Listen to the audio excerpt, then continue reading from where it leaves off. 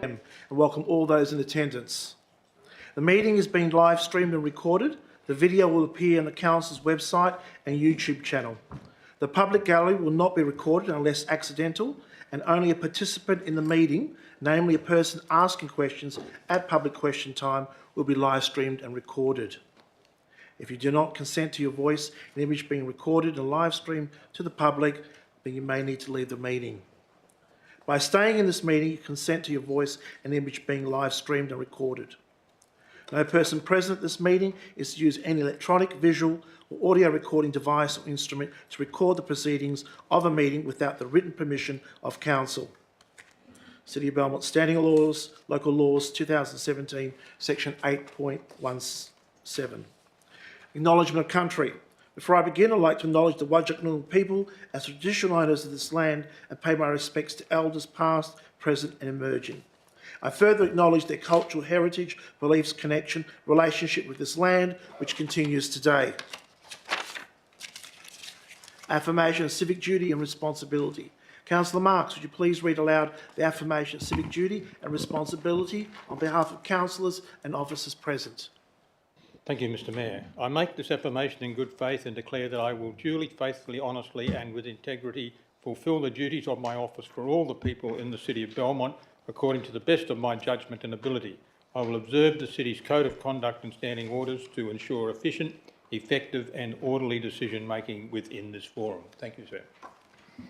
Thank you, Councillor Marks. Apologies and leave of absence. I have received an apology from Mr John Christie, Chief Executive Officer, and leave of absence. I note that Councillor VJ is currently on leave of absence. Declarations of interest. Will the Coordinator of Governance please advise those declarations made to date? Are there any financial interests? Through the Mayor, no, there are no declarations of financial interest this evening. Thank you. Any disclosure of interest affecting impartiality? Thank you. Through the Mayor, yes. We have one from yourself, Mayor Rossi, for item 13.2.1, which is the Urban Forest at Home Plan. As you stated that you are the one who put forward that notice of motion for this evening. And secondly, we have a declaration of impartiality from Councillor Ryan for item 12.2, which is the petition for Lyall Street, as Councillor Ryan lives in Lyall Street. Thank you, Mr Mayor. Thank you. Announced by presiding member without discussion, declaration by members. There are no announcements by me. The disclaimer. It is 6:34. I wish to draw attention to the disclaimer notice contained with the agenda document and advise members of the public that any decisions made at this meeting tonight can be revoked pursuant of the Local Government Act 1995. Therefore, members of the public should not rely on any decisions until formal notification in writing from the City has been received. 4.3. Declaration by members who have not given due consideration to all matters contained in the business papers presently before the meeting. Are there any declarations to be made by councillors? There are none. Public question time. Responses to questions taken on notice from the ordinary council meeting of the 23rd of April 2024 are noted in the agenda for Ms Hollands on behalf of on behalf of Belmont Resident Ratepayers Group, Ms Hollands, by herself, Mr Bell, Mr O'Hara, Mr Cardoso, Ms Cardoso, Mr Harris, Mr Rosalind, Ms Brown, Ms Scarfestein, Mr Rosalind, Mr Padua and Ms Padua. 5.2. Questions by members of the public. It is 6:35 p.m. and open public question time, and draw attention of the public gallery to the rules of public question time as written in the question time form. In accordance with section 6.3 and 6.4 of the Standing Orders Local Law 2017, members of the public are reminded they must extend due courtesy and respect to both councillors and employees. You must not use inappropriate, objectionable or untruthful expressions or expressions that reflect adversely on the character or actions of councillors or employees. If any expression is deemed inappropriate, you'll be directed to withdraw the expression and apologise. If you do not comply, I will end your question. I remind and caution all present at this meeting on making defamatory statements at public proceedings, noting that these proceedings are now broadcast via live streaming.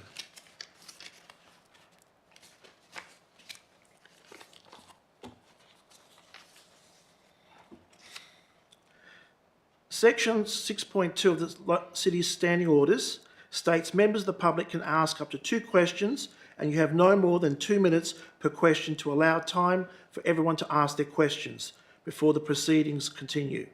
However, as presiding member tonight, I will allow up to 4 questions per person. I have at the moment 12 members of the public who have given prior notice to asking questions, these being Mr J Harris, Ms L Hollins on behalf of Bragg, Ms L Hollins herself, Ms J Powell, Adrian Bell, Thomas Whiting, Christine Padua, Bella Scarfenstein, Martin Cardoso, Jennifer McMahon, Nina Salenza and Nita Draw. I'm sorry if I got that wrong. It was hard to see your writing. I now ask you, when you do come up, to state your name and suburb. Before we do that, we will go to questions from members of the public. Mr Jared Harris, would you please come up and read your questions, and the acting CEO will read out the response.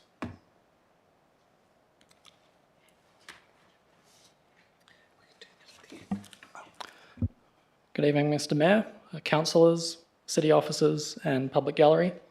I'm Jared Harris of Cloverdale. The officer's report tonight says that traffic modelling is one of our primary methods of making traffic decisions. When was the last time the city used traffic modelling evidence to inform a council decision? Mr Acting CEO. Thank you, Mr Mayor. The city engaged a consultant to prepare a transport assessment as part of the draft Redcliffe Station Precinct Activity Centre Plan. Next question.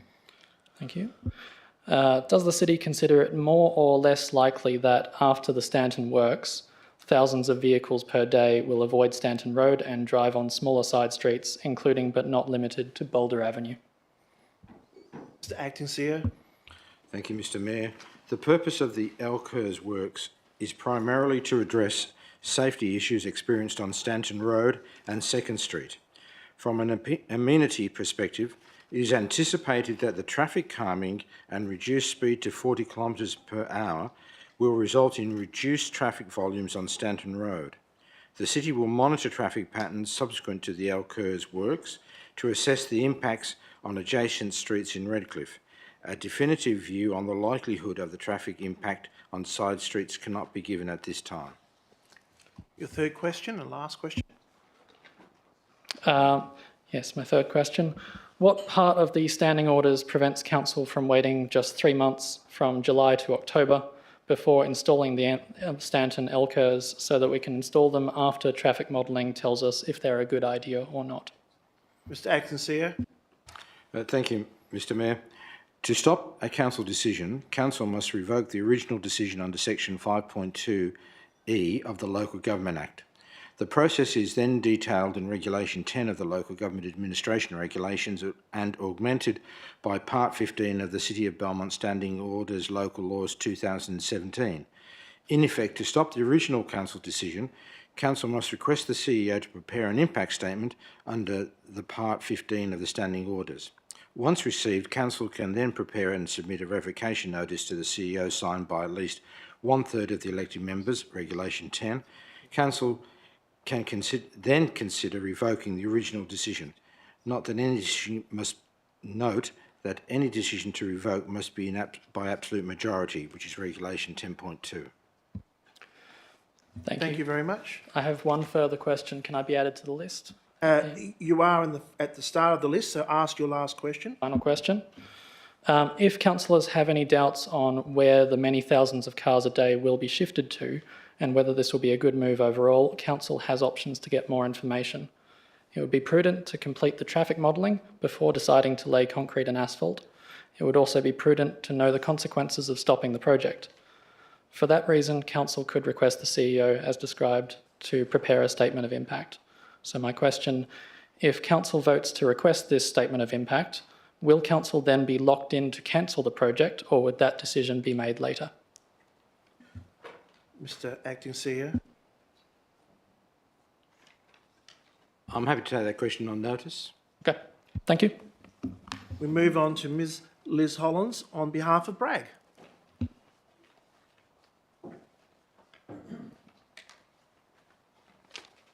Mr Mayor, Janet G, you didn't ask if, yeah, I will be asking at the end if there's anybody else, so I'll get her. I'll put on the list.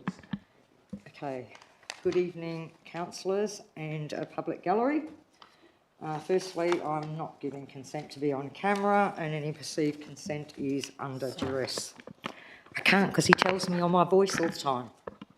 No, it won't come out on the live streaming if it's not close enough. And Sorry. he'll be complaining at me again. Okay. I previously asked about costings for the trip to Adachi for the Mayor and Councillor Sakula and how much each child got. The response was the total cost of the Adachi student delegation trip in January 24 was $58,018. The city subsidised 50% of each of the 16 students' airfare, which was $1,593. There were no costs for accommodation as students stayed with local host families in Japan. So my question, if we assume that the airfare for each child was $1,593 as opposed to that being the total for the airfares, what was the other $45,274 spent on? And will the Mayor support a report being presented to the ratepayer in addition to the council so it's transparent as to what value it provides to the ratepayer versus any associated costs? Mr Acting CEO. Thank you, Mr Mayor. I'm happy to take that question on notice. Thank you. Next question. I previously asked when the city was first advised that Qantas had intended to move to Terminals 1 and 2. The response was a review of the minutes from Perth Airport Municipalities Group, PAMG, identified that Perth Airport notified PAMG that a memorandum of understanding was in place between Perth Airport and Qantas at its meeting in November 2019. Those that have been involved with council for a long time have told me it goes back many years on to 2019. So my question, what date was the memorandum of understanding stating that Qantas would be moving, and does the city have minutes from PAMG prior to 2019 where they could check to see how far back these promises really go? Mr Acting CEO. I'm happy to take that question on notice, Mr Mayor. Thank you. Thank you. I've previously asked if money has been paid back by the council who borrowed it under the legal representation policy. More than once I've been told the city has complied with the legal representation policy. This is not an answer. The decision for council to give this money under the policy was recorded in the minutes in accordance with the Act.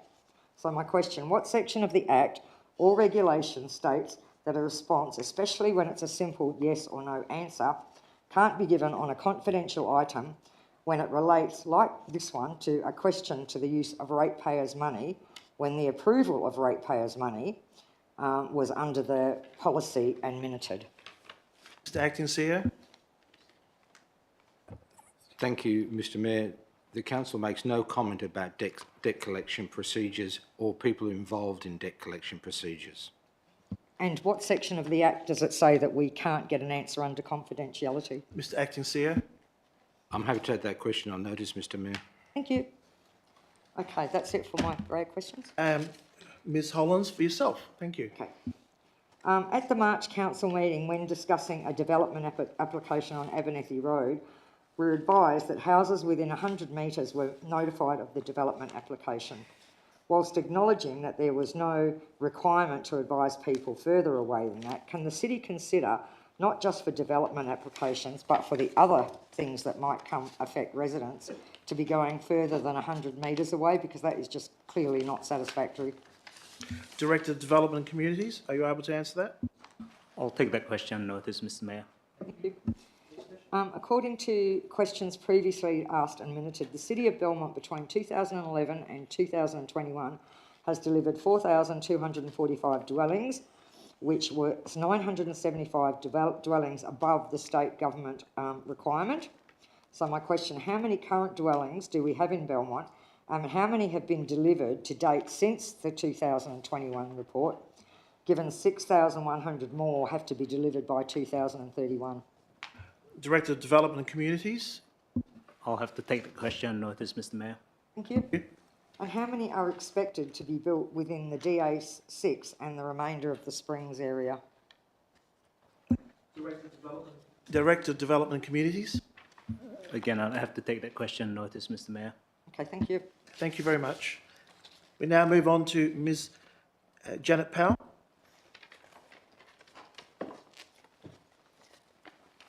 Thank you, Mr. Mayor. Janet Powell, Cloverdale. Having lots of contact with the community just recently, residents have raised some issues regarding the waste, the general waste and Fogo Garden waste bins. Many of the residents have children's nappies and adult padded briefs and dog excrement, and no matter what they try to do, they have a strong odour and the bins need to be emptied weekly, not fortnightly. There's many other reasons as well as that makes this a good decision for the weekly removal. Driving around Belmont, it became very clear that the general waste bins have been full to overflowing, and the drivers of the trucks are dropping general waste on the council verges. It's making Belmont look like a third world country. I've seen that myself and not happy. Food is also a problem. Apparently Belmont has a greater rat problem than I was aware of, and the rats in Belmont are very pleased that we're feeding them, but it needs to be stopped or a better system introduced. There's also disabled people that I spoke to, and Question. yep, Thank you. I just finished this. There's time poor people and drug addicts in Belmont, mentally challenged people. So we are a community that's got to be taken into consideration. If all the great minds in this room put their heads together, I'm sure they'll come up with a better answer than what we've got. And the question is, thank you. So the main question, what they want raised, is will the council look at emptying the red bins weekly? Because that will be a big full stop to the people. I believe a lot of those issues can be dealt with them contacting the council and getting a larger bin, but I will go to the Director of Infrastructure Services, who I'm sure can respond. Thank you. Thank you, Mr. Mayor. At the moment, there is no plan for weekly lifts, and as you said, people can apply for a larger bin. We now move on to Adrian Bell.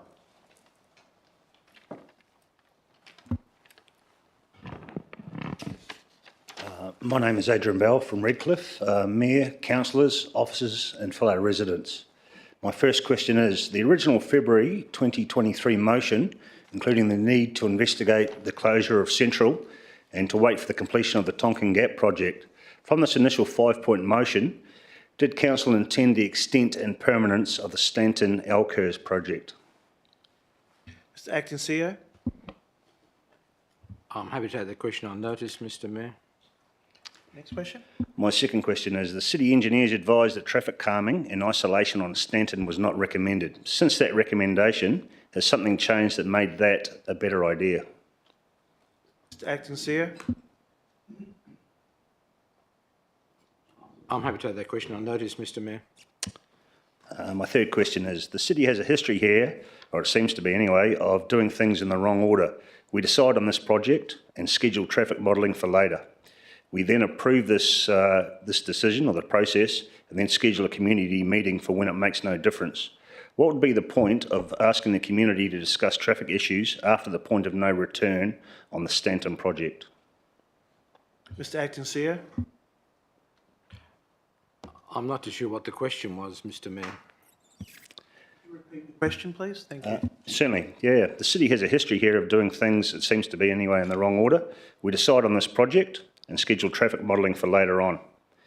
We approve this process and then schedule a community meeting for when it makes no difference. What would be the point of asking the community to discuss traffic issues after the point of no return on this Stanton project? Director of Infrastructure Services. Through you, Mr Mayor, the community engagement that we've discussed is for the Redcliffe area traffic study and not for the Stanton Road works. And my last question is, the city is between a rock and a hard place with the Stanton project. Any motion tonight that doesn't include instruction to commence a statement of impact will essentially allow the Stanton project to continue against the wishes of the 570 signature resident petition. Can the statement of impact motion please be passed tonight? That would be up to the councillors tonight to decide. Thank you very much. No worries. Thomas White.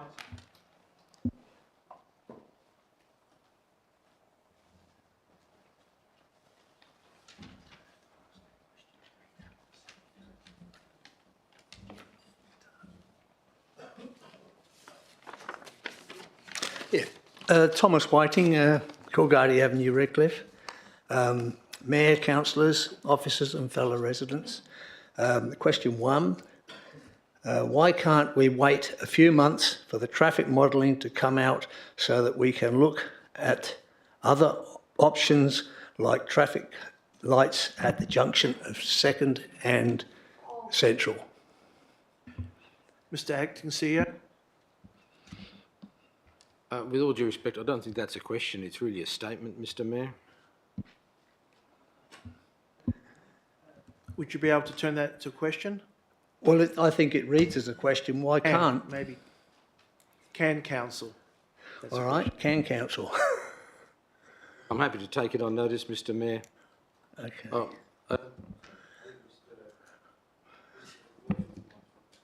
Director of Infrastructure Services. Through the chair, I mean, the works are scheduled for July, and stopping or deferring the works is a decision of council. Next question, sir. We had 570 residents sign a petition in favour of pausing the Stanton Road and unanimous voters in favour of alternatives. Why are the city and council looking to ignore instead of representing the community? That would be a decision of tonight's council to decide. Next question. Well, I think the other question was asked earlier. Yes, thank you. Thank you very much. Christine Padua.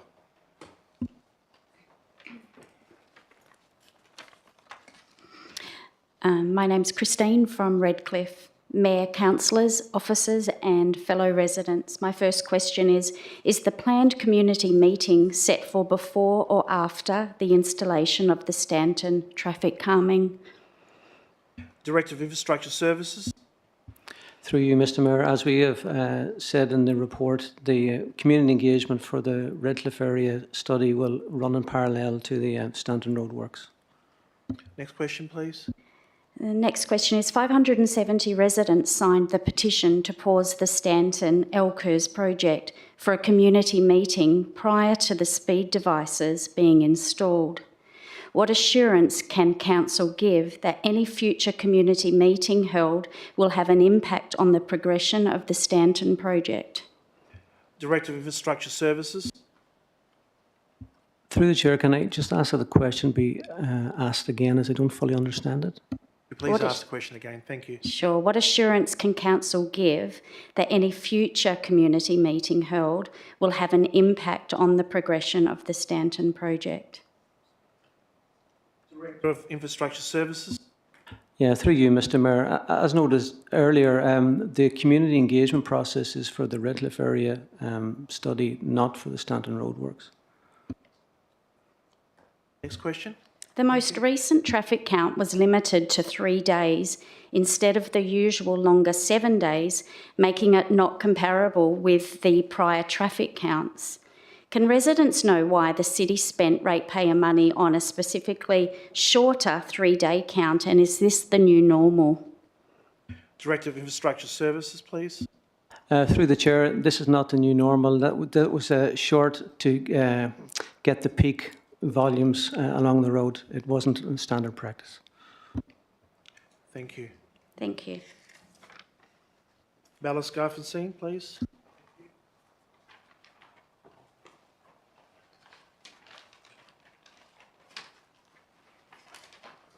Bella Scharfenstein, 140 Coolgardie Avenue, Redcliffe.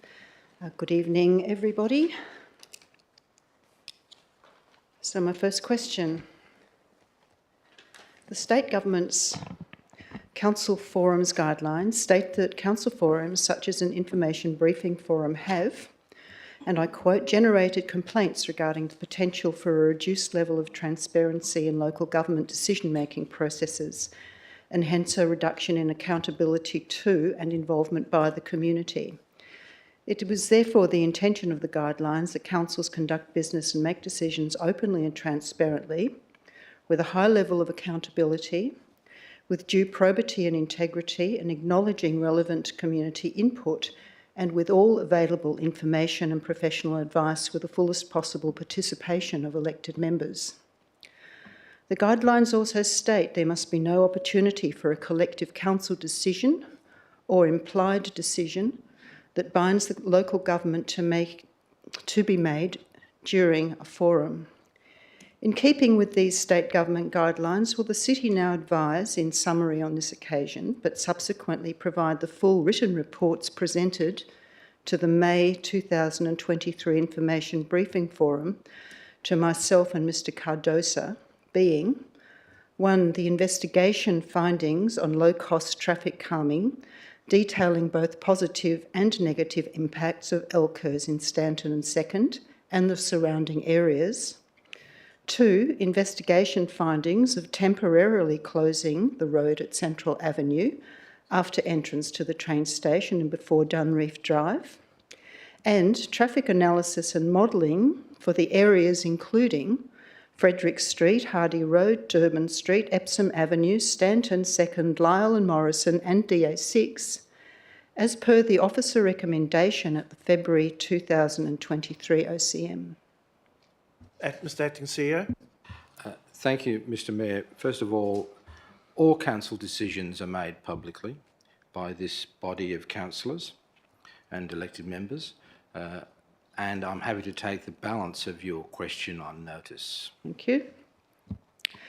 Agenda briefing forums are, and I quote the state government's guidelines, convened for elected members to gain maximum knowledge and understanding of any issue presented to council on which they must vote. It is reasonable to expect that they will be provided all relevant information they need to understand issues listed on the agenda for the next or following ordinary council meeting after the IBF. But elected members must reserve their questioning and debate for the OCM, so the community is not denied the opportunity to witness such debate and understand how council reached its decision. Given the guidelines recommendation for elected members to gain maximum knowledge and understanding of any issues presented to the council on which they must vote, were they informed at the May 2023 Information Briefing Forum of scientific research that concludes, and bearing in mind the health implications for primary school children and residents living on Stanton Road and 2nd Street, that on roads with speed humps, carbon monoxide emissions increase by 82%, carbon dioxide emissions double. Please. This is the question. I'm asking whether the people at the Information Briefing Forum received the information, being the scientific investigations that dramatically increase vehicle emissions, which will affect the schools and residents on that road, and whether they also... Point of order, Mr Mayor. Could the questioner please tell us what the scientific... Well, I'm trying to say that, but I'm being interrupted. Well, we want to know who they are before you say what they're telling us. These scientific investigations were conducted in the United States of America, and I'm quite happy to provide you with the detailed research. I'm obviously not going to give you all the references in this meeting. So you're asking if we've received it? I'm asking if not the officers, I'm asking if the officers provided it to the elected members so they could make a more informed decision about other consequences of installing the Electors, which include increased emissions. Not only... I'll get a response for you then, Bella. Mr Acting CEO? Hang on a minute. It's not just the increased emissions, it's also the increased fuel consumption for vehicles having to traverse that section of road every day. It's doubled per miles per gallon. Okay, so my third question. I need to get a response for that for you. Mr Acting CEO. I think the second question is very similar to the first question, and I'll make the same statement that all decisions made by council are made in public. The agenda briefing the week before is the opportunity for officers to brief elected members and members to ask questions if they wish, and that's all done in the public, and the balance of your question I'll take on notice. Thank you. Next question, please. So the State Government's forum guidelines suggest an OCM should follow shortly after the presentations to the elected members of an information forum. Why was there no OCM agenda item on the Stanton second Electors issue in the 2003 June, July, August or even September OCM, allowing for transparent public debate based on the investigative findings which I tried to point out publicly just above? So the elected members should have been included in the OCM, or so that that debate could have been included in an open OCM agenda and debate. It was not. That motion was passed at a budget briefing and there was no debate about the information received at an information briefing forum. I think the process was lacking in transparency. Thank you. Mr Acting CEO, can you respond to that? I'm not sure what the question was after listening to the preamble. Yes, I'm sure you'll send us the question. Thank you, Ms. Scharfenstein. Other than, I'll make the same comment that all decisions made by this council are made in an open and transparent forum. Here, there's no decisions made either at an information forum or at an agenda briefing forum. All council decisions are made in the OCM forum. Martin Cardoso, please.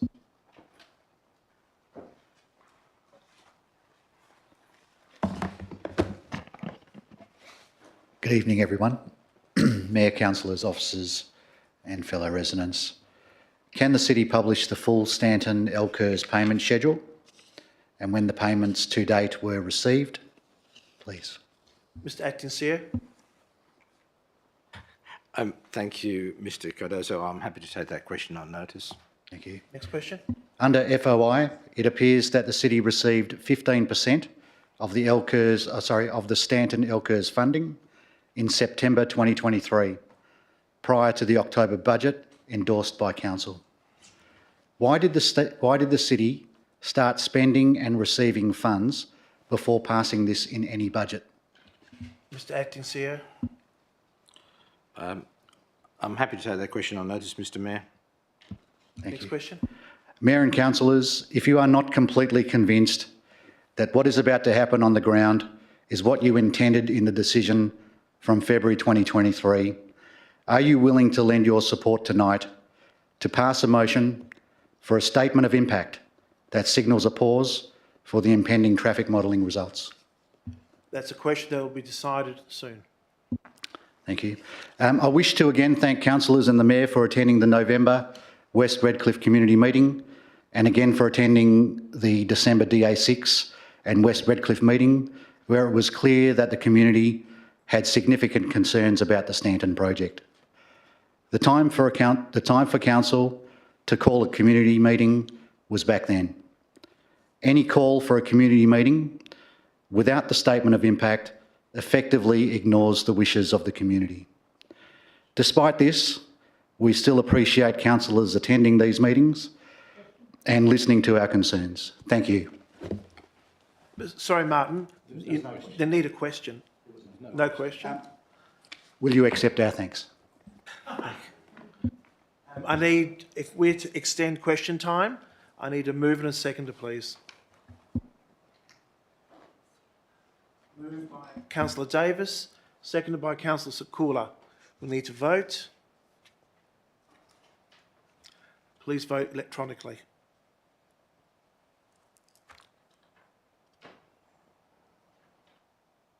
Carried unanimously. Oh, no. Oh. Councillor Marks, have you voted? No, you haven't. No, electronically, sorry.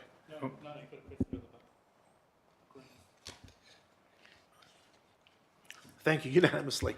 Appreciate it. Thank you very much. Now move to Jennifer McMahon.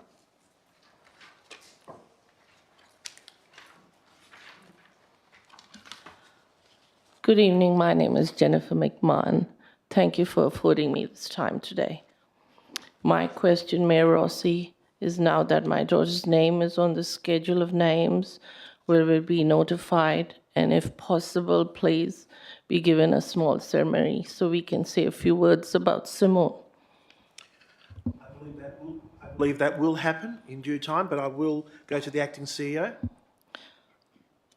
Thank you, Mr Mayor. I'm sure that will occur with pleasure, Mrs McMahon.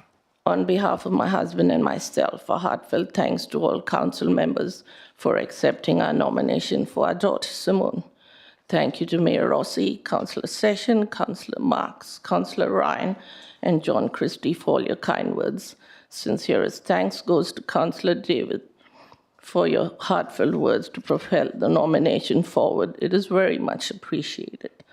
Thankfulness consists merely of words, but gratitude is shown in acts, and your acceptance of our nomination has displayed that you have all led with humility by agreeing to recognize the contribution of our daughter, Simone, who worked tirelessly to help the most vulnerable, even though she herself fell into that category. Each one of you have played a part in this decision-making and have empowered the roots of goodness to prevail by agreeing to honor our daughter. Simone was a beacon of hope and the voice for many vulnerable people, despite Simone being the recipient of the Member of the Order of Australia, WA Young Australian twice, Winston Churchill Fellow, just to name a few. Simone remained the epitome of humility. What she achieved in her 40 years, not many would have achieved in a lifetime. Before I conclude, I would like to say, being at the last two meetings was an eye-opener, as it highlighted the complexity of issues council faces.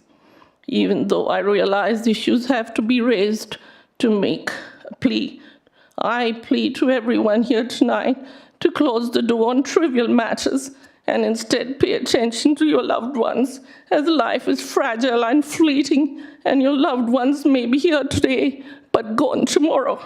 When we lost Simone, the light in our life went out, and I wouldn't wish this heartache on any of you here tonight. Thank you for listening. Thank you very much. We move on to Nina Silencia.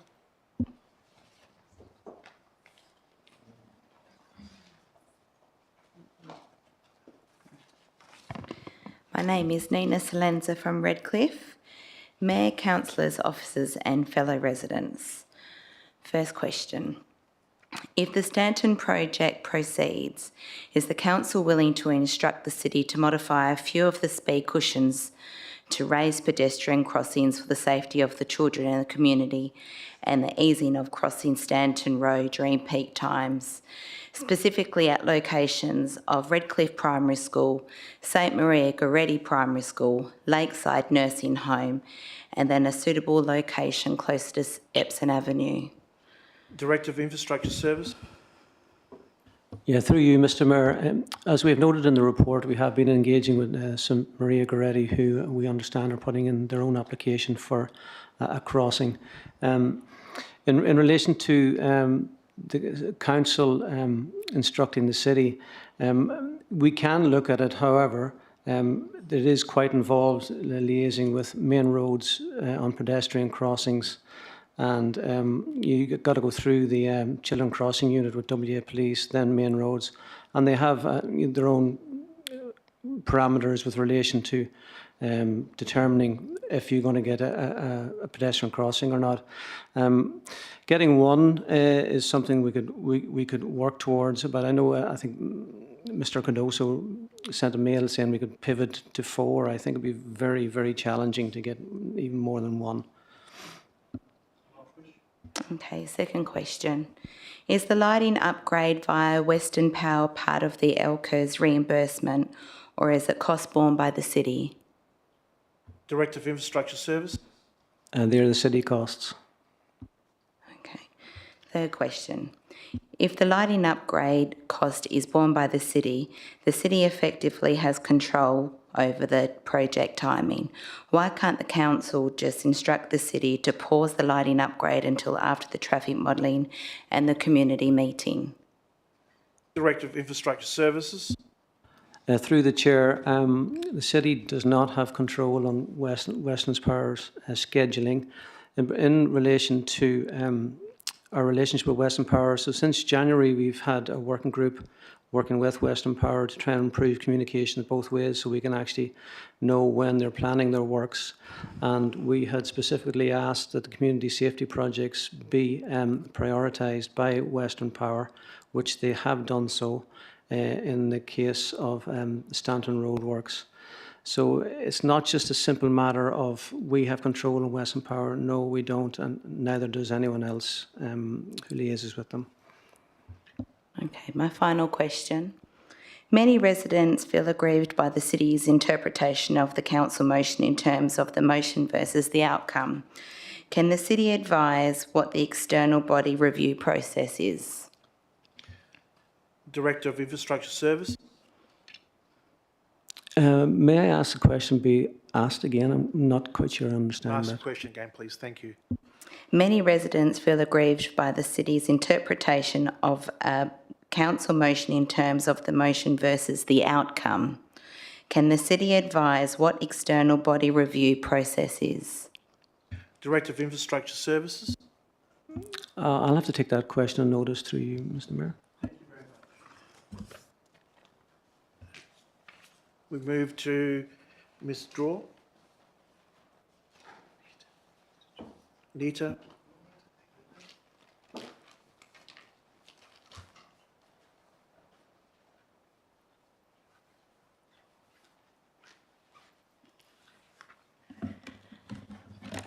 Good evening all. My name's Nita Brown and I live in Belmont.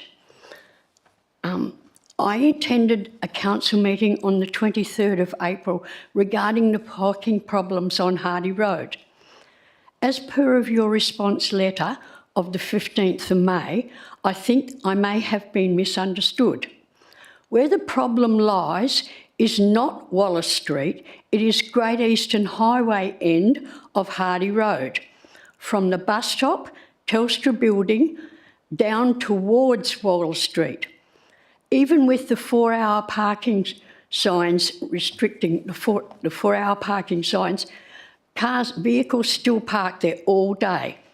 Also, the parking sign near the bus stop, it is hidden behind a 60-kilometre sign, which is ignored anyway. I have more than once complained about the parking there and haven't had very much response.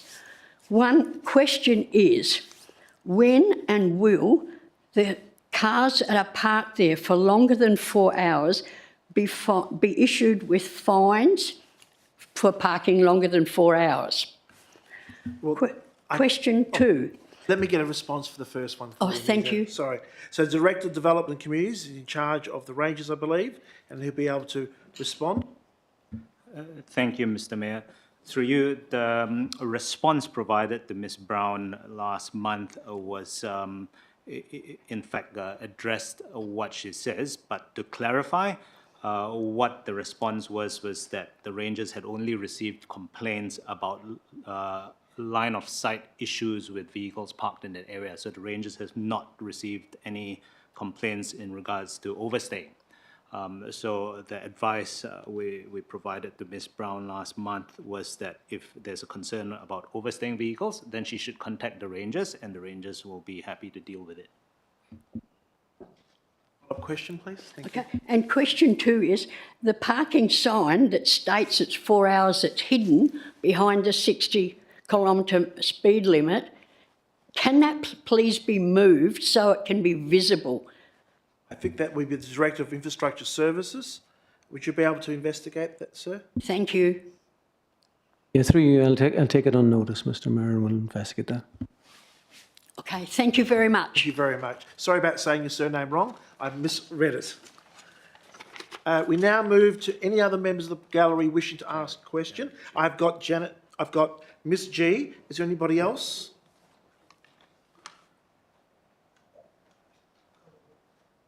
Luigi, and there's nobody else. All right. Miss G, please come forward.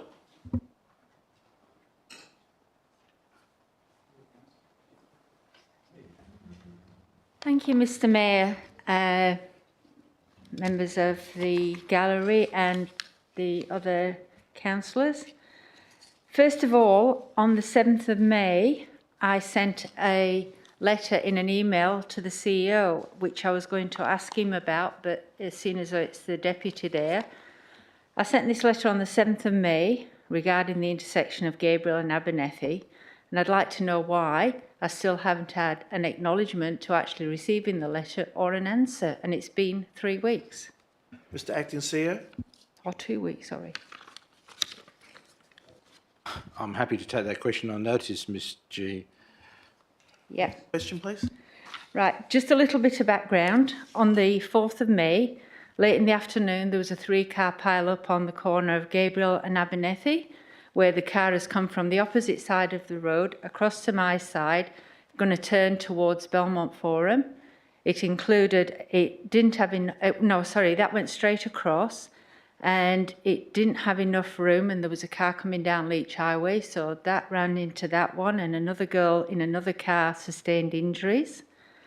Now, I know that several cars have gone into my brick walls, so it's not about providing protection for my property, as I know that that brick wall will stop a car from hitting any of my houses.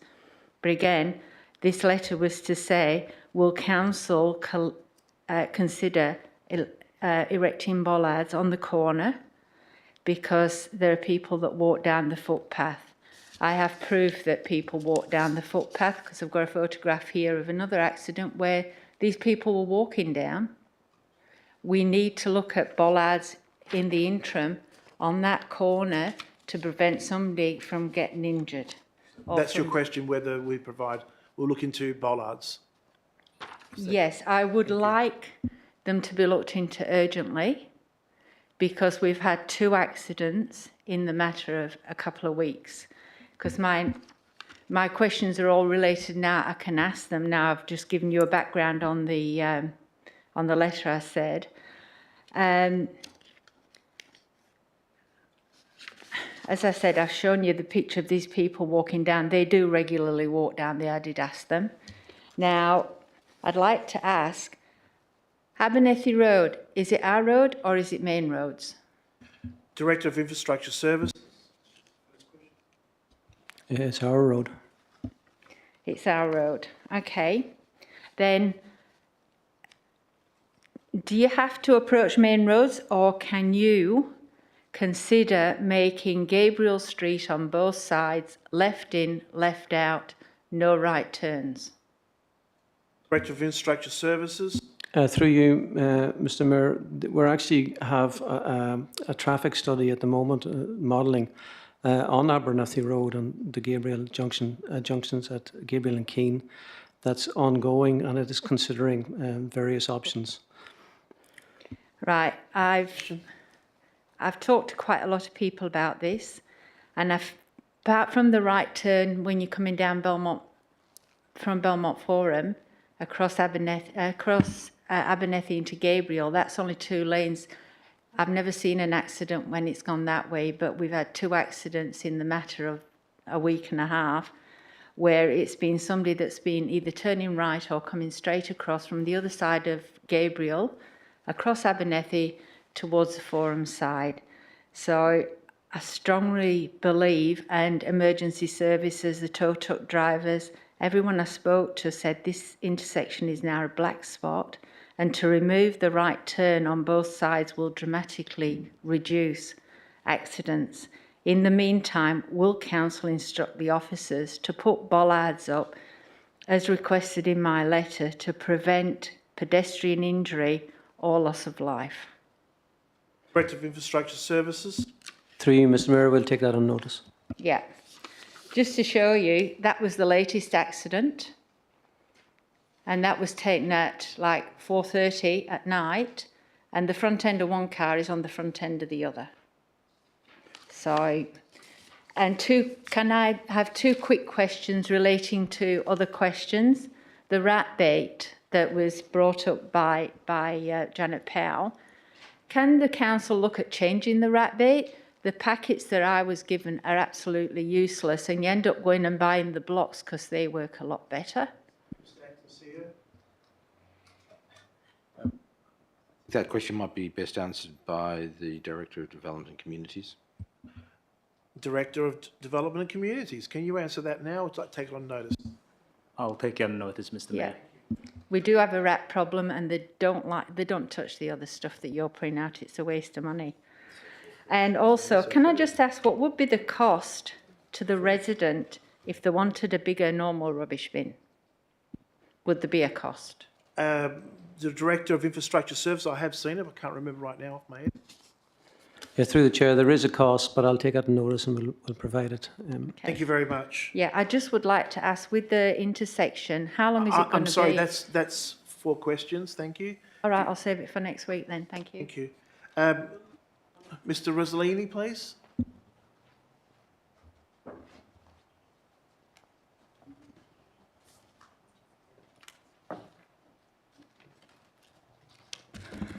Good evening, everyone. Thank you for letting me say something. The last council meeting, I asked a question regarding the street in First Street. It was regarding, as anyone reporting, reading what was in your note here, has anyone reported the bitumen issue on First Street? It is going to be inspected.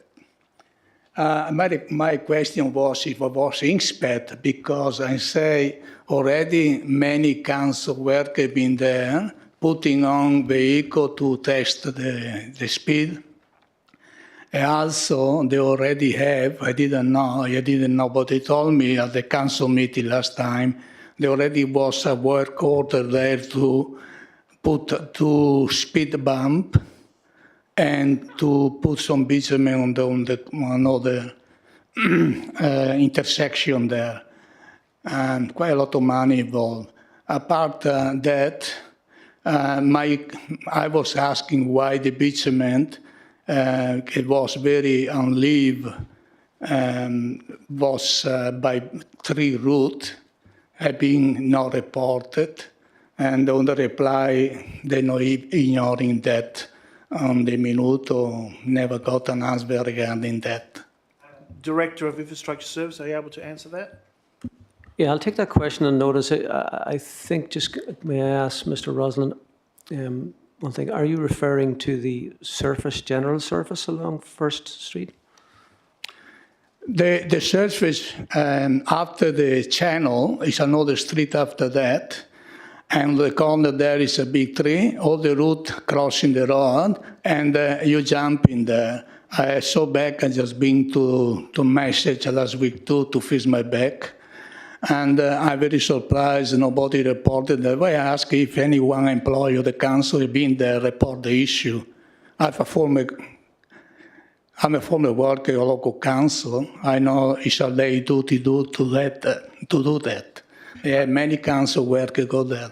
So I'm very surprised and sure somebody inspect to improve the circulation. So I'm very frustrated. I cannot get an answer. Another issue is this. I was not aware. I found out when I was going on the street on Sunday after the meeting. I found they put the 2 cushions, so the cool 2 cushions. Now, the 2 cushions, they are very bumpy.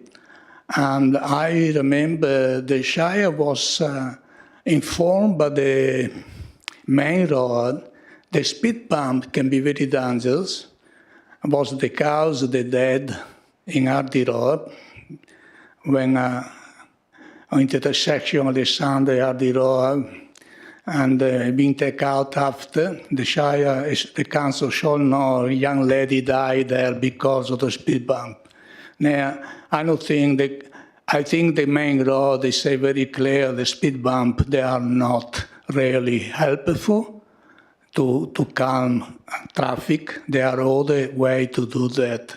And also they causing very damage to vehicle. The question is, Luigi, please. The question is why the council is not listen to the main road when we say speed bump, a cushion like that are not helpful for stopping traffic a lot, and plus they can cause even that in practice.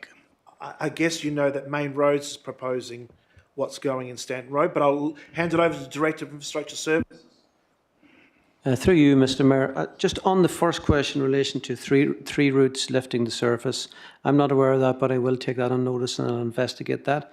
In relation to the speed cushions on First, they are very specifically related to the intersection of First and Bulong and the accidents that occurred there last year, of which I think we had one hospitalisation, one medical, one major property damage, one minor property damage. So they are there very specifically to make that intersection safer. They're not speed humps anyway, they're speed cushions, and Main Roads actually don't recommend speed humps anymore, but they do recommend speed cushions because they are safer than speed humps. And Main Roads about Stanton Road he's raising? To rectify what is clarified, a few years ago on the website and a report of the Council of Belmont regarding the issue in Hardy Road where the accident happened, it was an inquiry. And many road report that, and the Shire report that. What I say is being reported by the Council. As the main road, that bump like that can be very dangerous. Thank you. Your next question? Yes. The next question is regarding, sorry.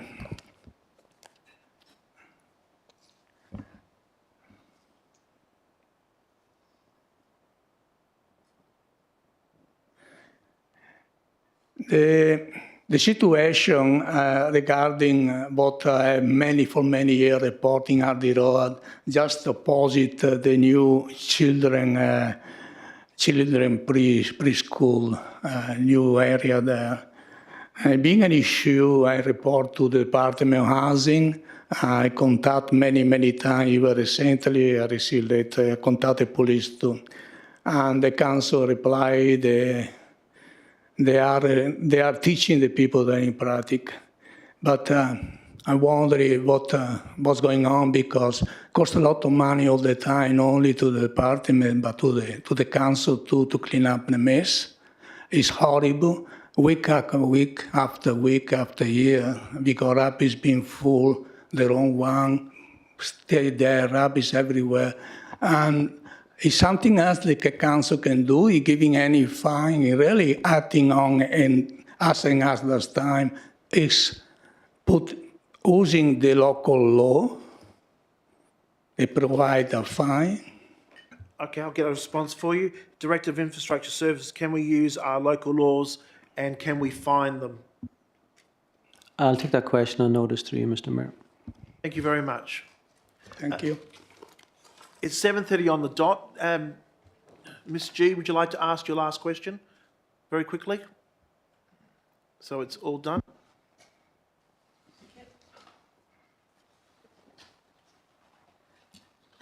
I would like to know if I would be able to be kept informed of what's happening with the Gabriel Street corner, seeing as I do have a vested interest, and it's not because of my property, it's because I don't want to see somebody die on that corner. Director of Infrastructure Services heard you. Would you be able to respond or take it on notice?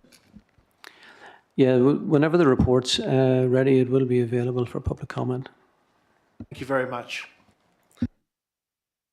We now close public question time at 7:31.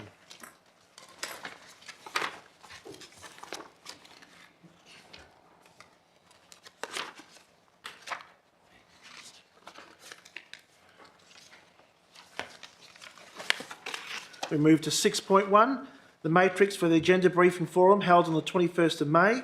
Are there any questions on the matrix? There are none. May I have a move and a seconder to receive and note the matrix? Moved by Councillor Davis, seconded by Councillor Kulczycki. Voting is now open. Please use your buttons on your microphone screen.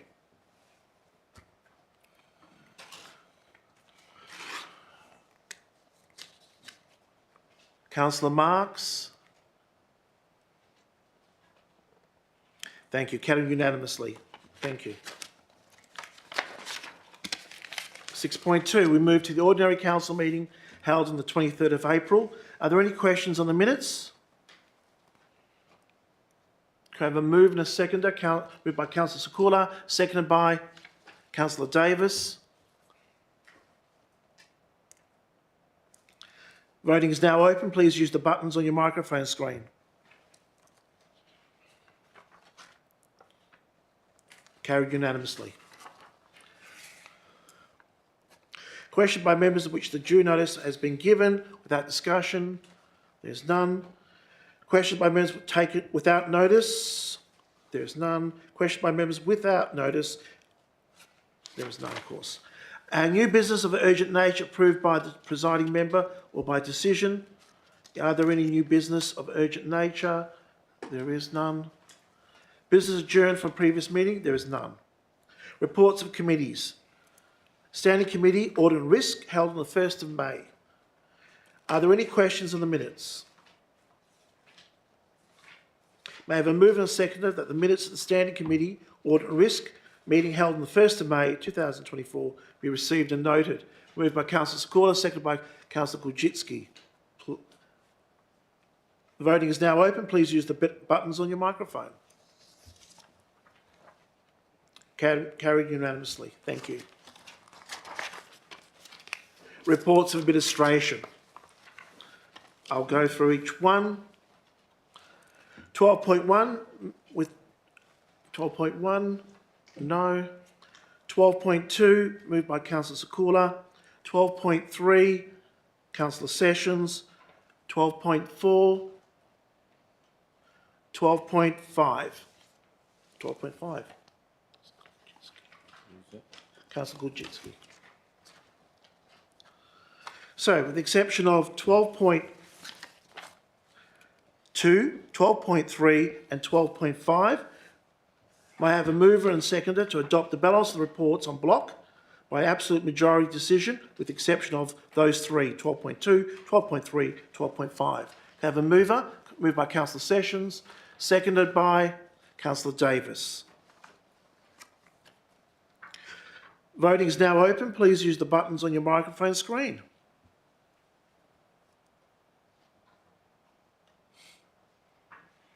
Councillor Marx. Carried unanimously. Thank you. For those members present in the gallery, please note that those items that have been not withdrawn have now been adopted by Council. You're welcome to stay, of course, and observe the remainder of tonight's proceedings, or you may wish to leave when convenient. As outlined previously, please do not rely on any Council decision until formal notification has been received in writing. Thank you.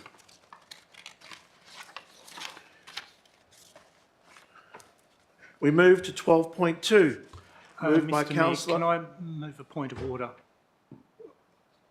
Yes, what is your point of order? Thank you. Could I ask whether it's possible for 12.3, in item 12.3 to be addressed before point 2? The reason that please, yes. Yeah, sorry. The reason that I ask that is because the decision for 12.3 would have an impact on the previous item on the agenda, because obviously 12.2 looks at a certain part of the area, whereas 12.3 looks at the impact of a with the possibility of an impact of statement or moving forward with that item. I agree. Thank you very much. We'll do that. We'll now move to 12.3, everybody. We're moving to 12.3, special electors meeting minutes. We have an amended councillor motion. It's been received by Councillor Sessions. We have a move by Councillor Sessions. I will need I require a seconder for this motion. Councillor Marx. Councillor Sessions, could you read what you have amended, please, so everyone knows before you speak? Thanks, Mr. Mayor. So I'm supporting the officer's recommendation, but with this additional point. Direct the Chief Executive Officer to include, as part of the Community Engagement Plan for the Redcliffe Area Local Traffic Study, a working group, representative of Redcliffe residents. Consideration to be given to including 2 representatives from each of the following: St Maria Goretti Primary School and Redcliffe Primary School, including P&F and P&C representation, 2 representatives from the DA6 structure plan area, and the main roads connecting to Stanton Road, including but not limited to Morrison Street, Lyall Street, Mooring Street and Epsom Ave. Thank you. Would you please like to speak to your motion? Thanks, Mr. Mayor. From a road safety perspective, traffic calming on Stanton needs to happen. We have to do something. The data supports that and the road safety experts support that.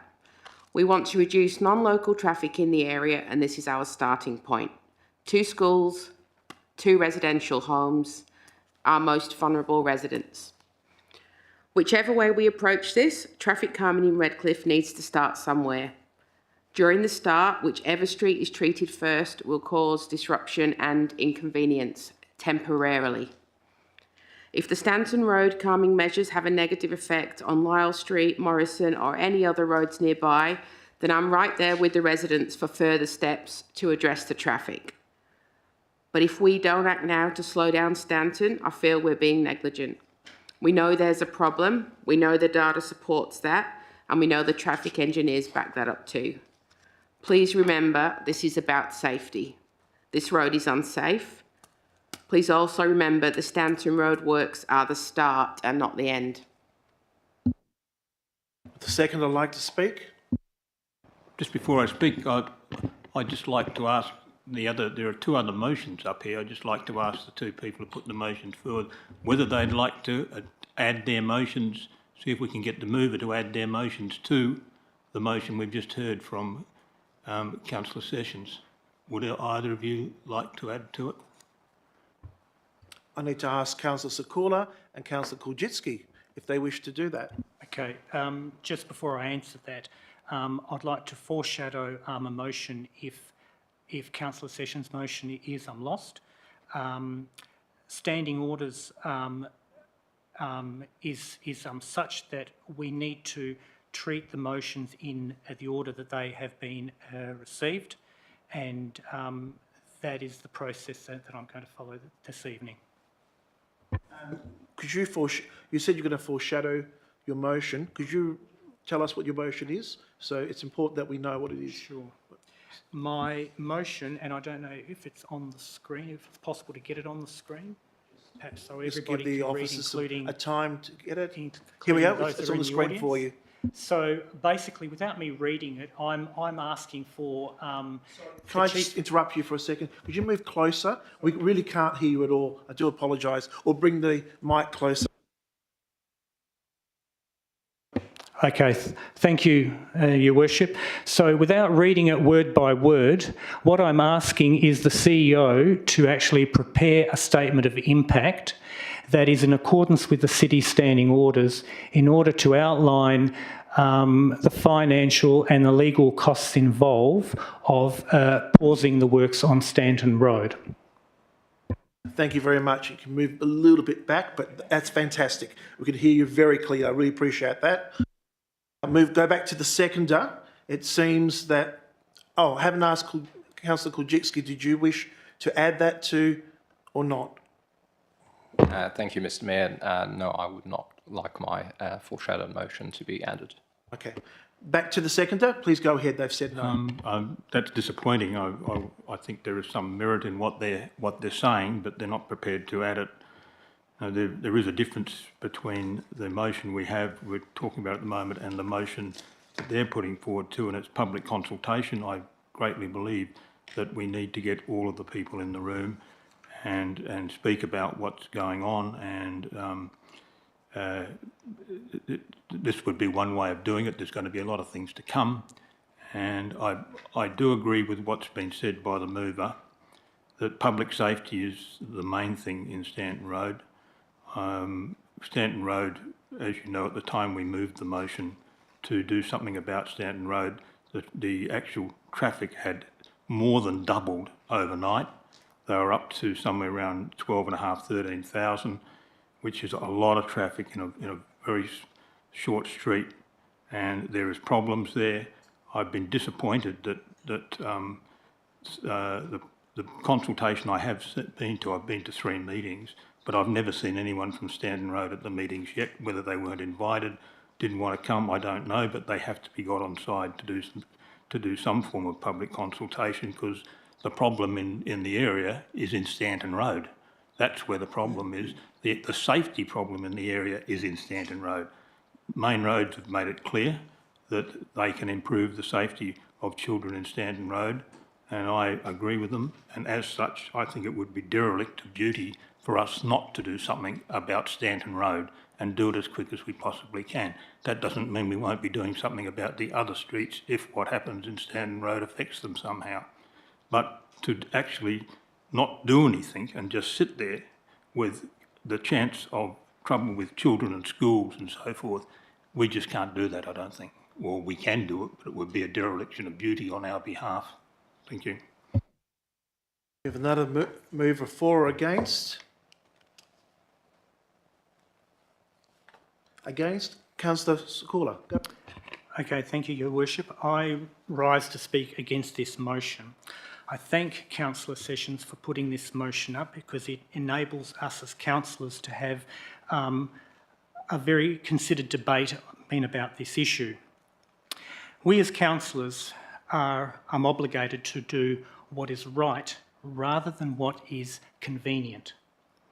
Now, this motion is very clear. It's broken up in two parts. The first part says in no uncertain terms,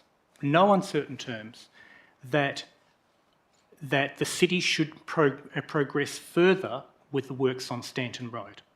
It's saying we will move ahead with the works that are planned for Stanton Road. The second part of this motion says that we're going to have a working party set up with representatives from across the area. These individuals will come in, they will attend the consultation session, they will feel as if their views are being heard, they will walk away feeling good about themselves, knowing that they've had an opportunity to have their say. And yet none of that will make one skerrick of difference in terms of changing the works on Stanton Road or pausing or halting the works on Stanton Road. I'll make that clear again. There will be no difference made to the pausing or the halting or the amendment to the works on Stanton Road. And the reason for that is because the first part of the motion says we're already going ahead with it. It says clearly, we are going ahead with it. That's it. We have voted on it. This is what's going to occur. The consultation is coming after the fact. That ship has well and truly sailed. And if you think for 1 minute that there is going to be a difference made there, it's not going to. It's on what we call false hope. False hope. That's when residents, whether they are parents, whether they are small business owners, whether they are the principals of schools, whether they are seniors, middle-aged, Youth, they come in to have their say, thinking there is going to be a difference. There is not going to be a difference because the first part of the motion says we are voting for it. Now, I'm a believer in terms of evidence-based work, and that means that if we want to move ahead with it, if we want to rescind it, we need to have the evidence. The only way you can legally put a pause on this, put a halt on it, to defer it so we can get the evidence is through a statement of impact. That's the only way you're going to do it. You will not get it through a working party. That is not part of these rules. That is not going to happen. That is not going to happen. That is really important. So there are 570 individuals, not one, not two, not half a dozen. There are 570 individuals that signed a document to say they are unhappy. They are unhappy. And those people that signed the document were parents who send their kids to SMG or to the government school. They are business owners. They are seniors. They are a cross-section of that area. Now, I don't live in that area, so I'm not exposed to what's going on day in, day out. But I'll tell you what, when we had the recent election and I had my kids going with me up and down Lyall Street, I couldn't allow them to cross Lyall Street because of the amount of traffic that is there. I couldn't allow them to cross over in other streets because of the traffic that is there. And that's what I'm saying. You need to take what people are saying into consideration. And the only way we can do this, is by having a statement of impact which outlines what the legal and financial costs are to rescinding the motion or to moving ahead with it, so we as councillors can make an informed decision about what we're going to do. Because so far, we haven't had that opportunity. And this whole notion of a consultation process based on this group is a great idea, but that should have occurred 12 months ago, two years ago, but not after the ship has sailed. Not after the ship has sailed. And so therefore we need to, we talk about negligence and we talk about doing what's right. It would be negligence for us to ignore what 570 individuals are saying. They've got kids, they live in the area, they live and breathe the area. We need to be respectful of their views. That is our role as councillors sitting around this chamber here this evening.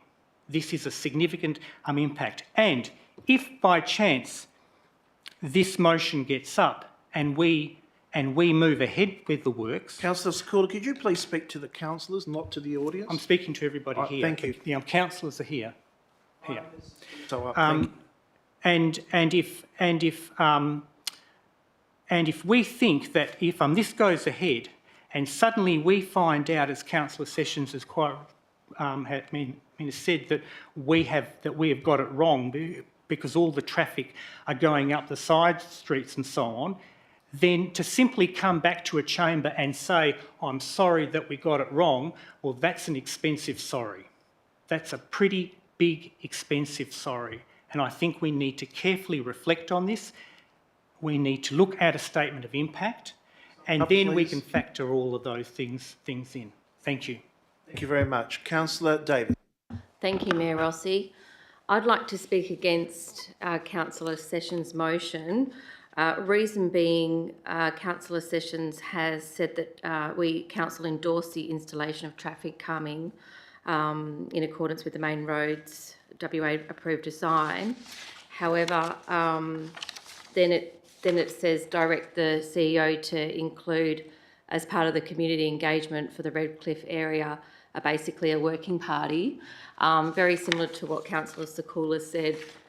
It should have been done a long time ago if we're going to do that sort of consultation. It's no point doing it afterwards when we're already approving the works at council. So I feel like that's actually a conflicting motion, and we really need to do our due diligence and do a statement of impact for this item. Thank you. Anybody else? Councillor Wright. Thank you, Mr. Mayor. I'm a bit confused here because the 500 odd people that signed a petition, are they in favour of 100% of what we're going to do? I'd like to ask that question. I don't know if I can answer that for you, but Mr. Acting CEO.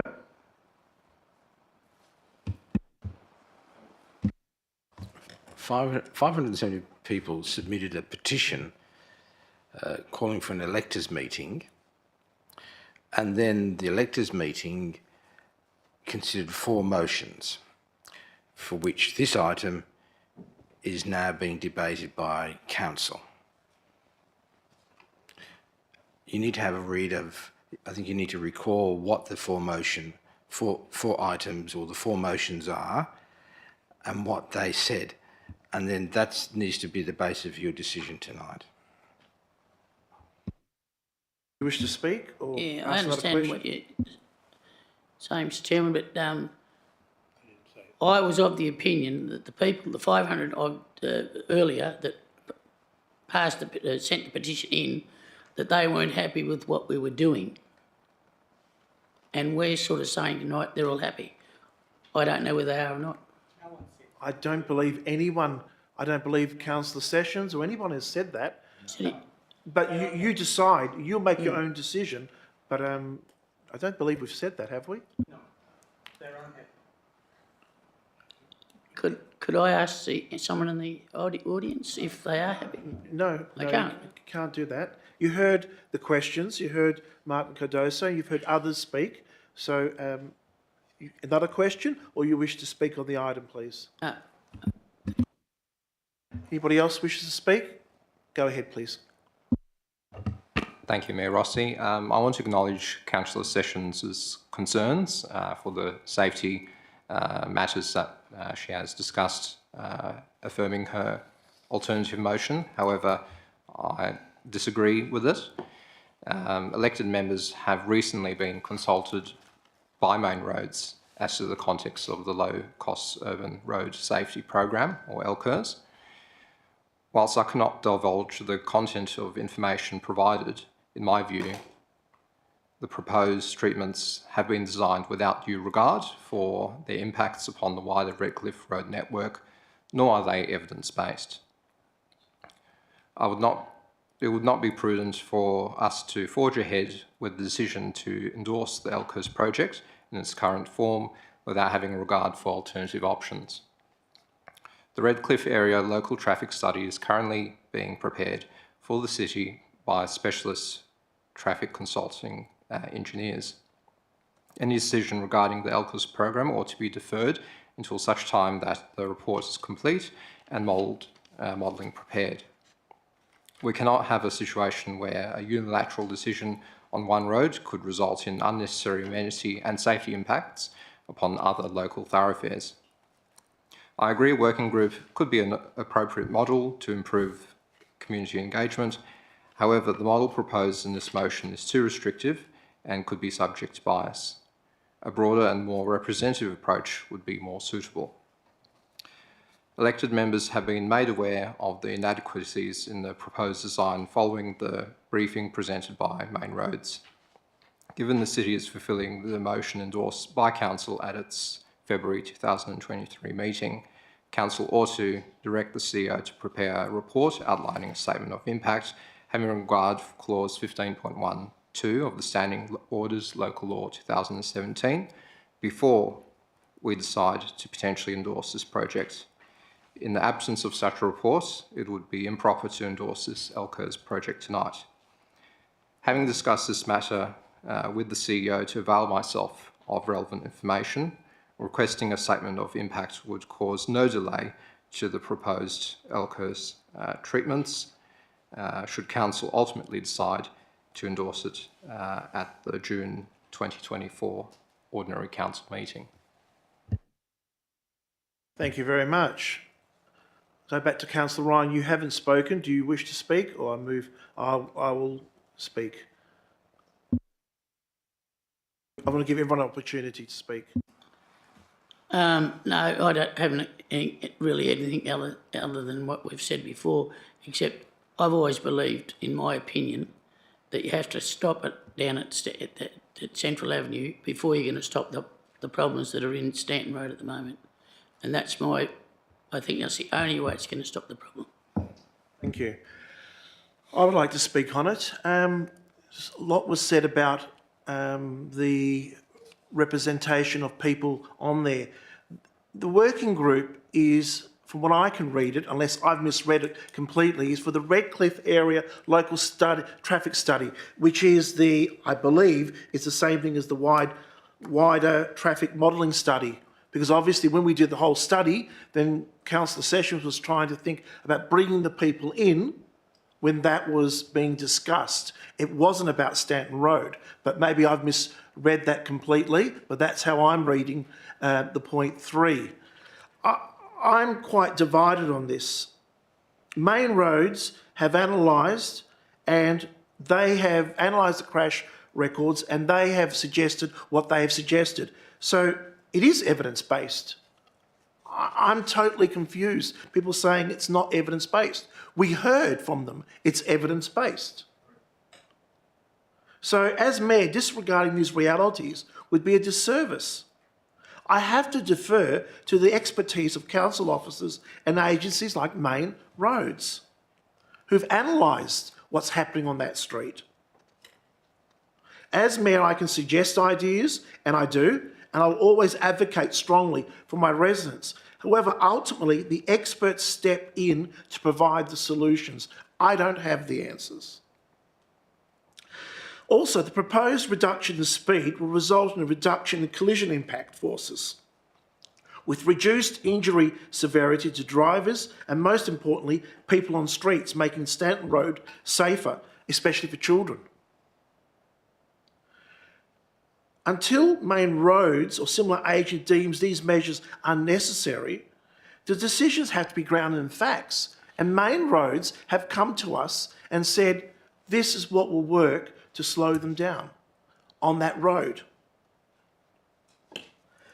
Also be aware that if we did stop this, it would be possibly another year before anything happens down there. It would have to be fully investigated, Main Roads involved, Western Power involved, way past the proposed traffic modelling study. So I'm quite concerned about what's happening. I'm fully committed to waiting the results of the wider traffic modelling study for Redcliffe area, which will identify and recommend projects in the short, medium and long term. And I'm sure councillors here will support any short-term works at the future annual budget reviews in October and March. But ultimately, the safety of our schools cannot be compromised. I cannot ignore the safety of hundreds of residents, parents and their children as pedestrians, cyclists and drivers alike. Stanton Road demands attention. Given the high volume of traffic it endures, we owe it to our community to create a safer environment, particularly for vulnerable children on this road. But I also deeply appreciate the efforts of those who have petitioned on behalf of our community. Rest assured, your advocacy has propelled Stanton Road and the surrounding streets in Redcliffe, including Lyall Street, to the forefront of council discussions. So I can see both views, but I'm concerned that if we halt this, there could be ramifications. But if I'm hearing correctly, the proposed foreshadowed motion is simply getting the intent of the impact from the CEO, financial and legal, but it will still progress. Can I just get clarification from the CEO that if the foreshadowed motion was to win, nothing at this moment will stop? That is correct. then I will go along with the foreshadowed mode. I will support the foreshadowed mode only because this will progress, nothing stops. Go back to the mover. Thanks, Mr Mayor. I did just want to clarify to Councillor Sakula, the working group is for the wider traffic modelling, not really for Stanton Road. And the reason for that is because the residents have made it very clear that we haven't been engaged enough, and that's not been okay. So this was a way for all future works to include them as well. And I guess just to finish, I just want to reiterate that Stanton Road is unsafe, and that's the reason that I'm supporting this to go ahead. Thank you. You've heard the comments and you've heard the mover sum up. It's on the screen there. Can we have the whole motion up, please? With number 3 of the first mover.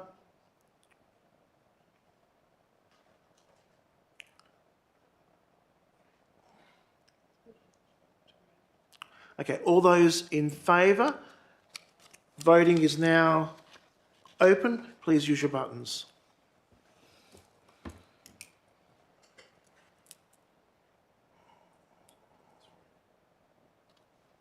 Someone has not voted, haven't they? Councillor Ryan, you need to vote.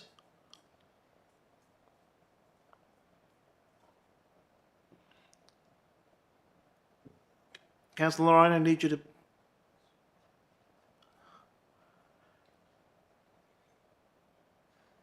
Green is for, red is against. It is lost 5-2. We now move to the foreshadowed motion from Councillor Sakula.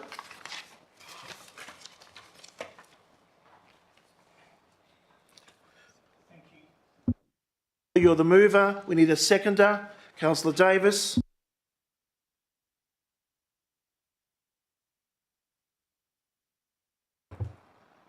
Okay, thank you, Your Worship.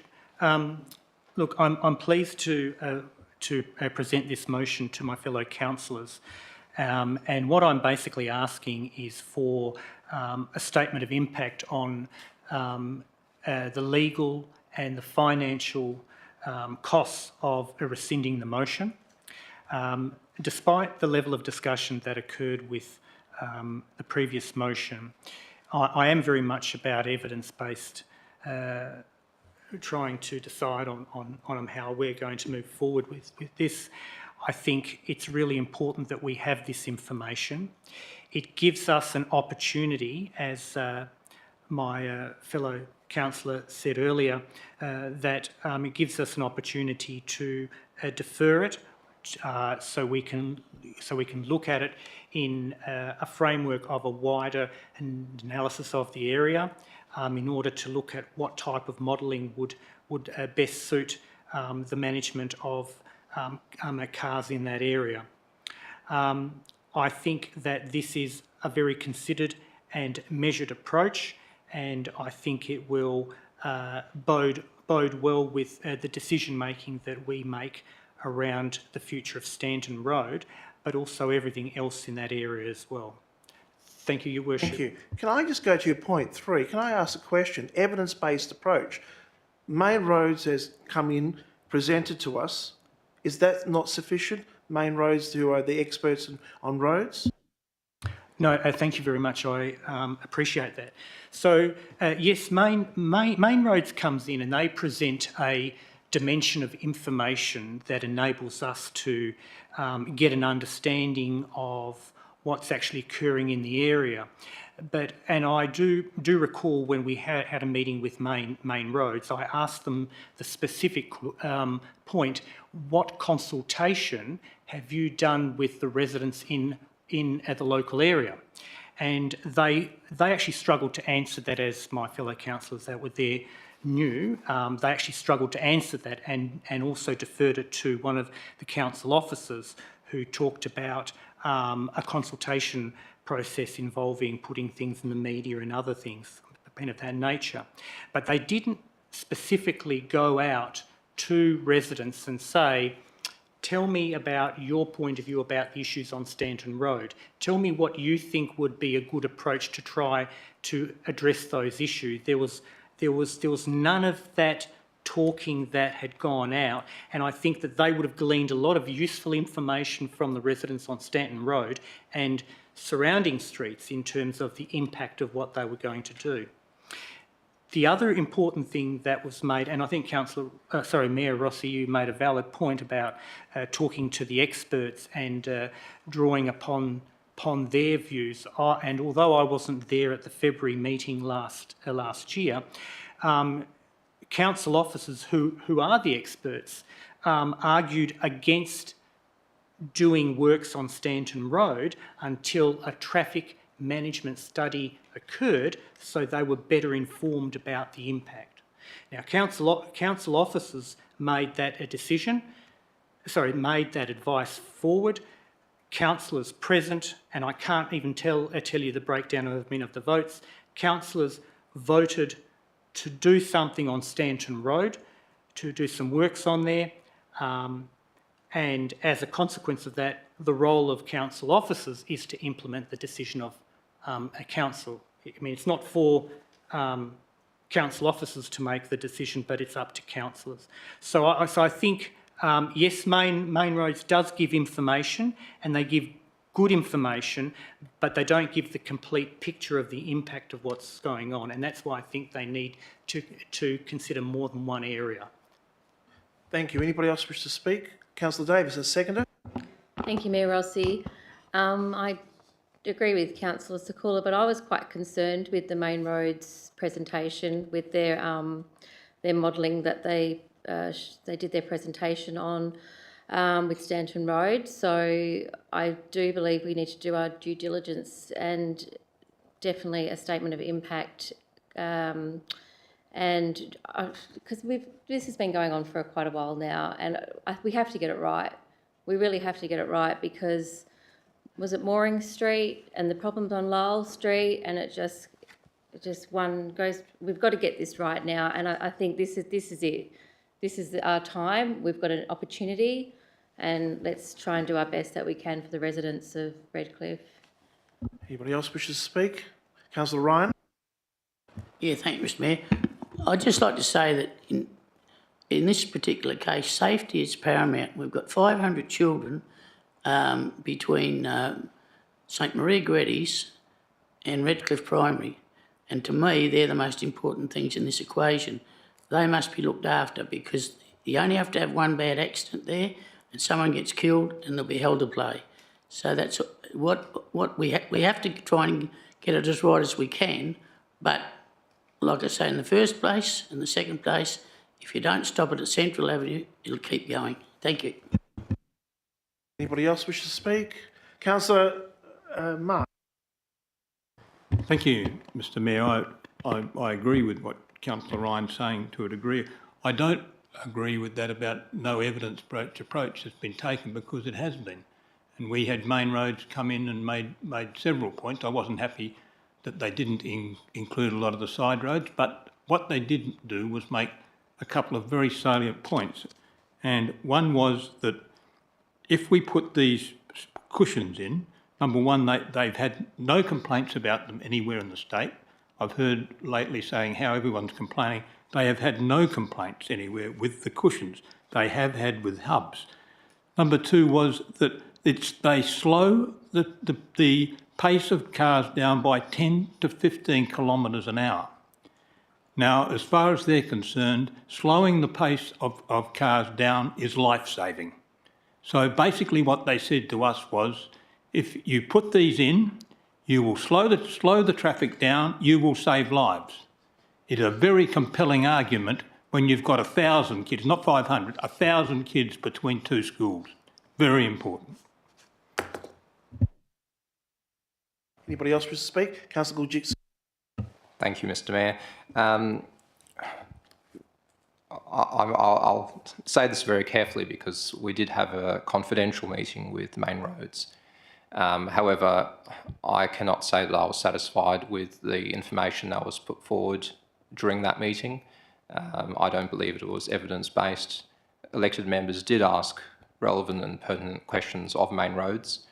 The only answer that we did get that was clear was the slowing effect that was readily modelled.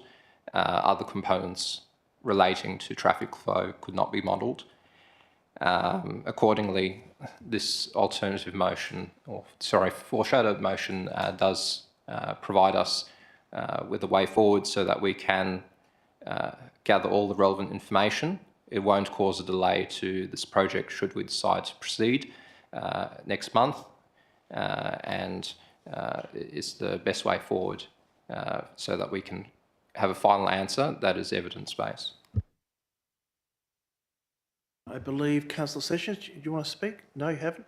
Okay, then I'll just speak briefly. First of all, I would like if this acting CEO could explain what a statement of impact is report, because there might be people in the gallery wondering what does that actually mean. Thank you. Thank you, Mr Mayor. 15.2 of the Standing Orders states, the Council or Committee may consider a motion to revoke or change a decision of the kind described in subclause 1A if it has considered a statement of impact prepared by or at the direction of the CEO of legal and financial consequences of the proposed revocation or change.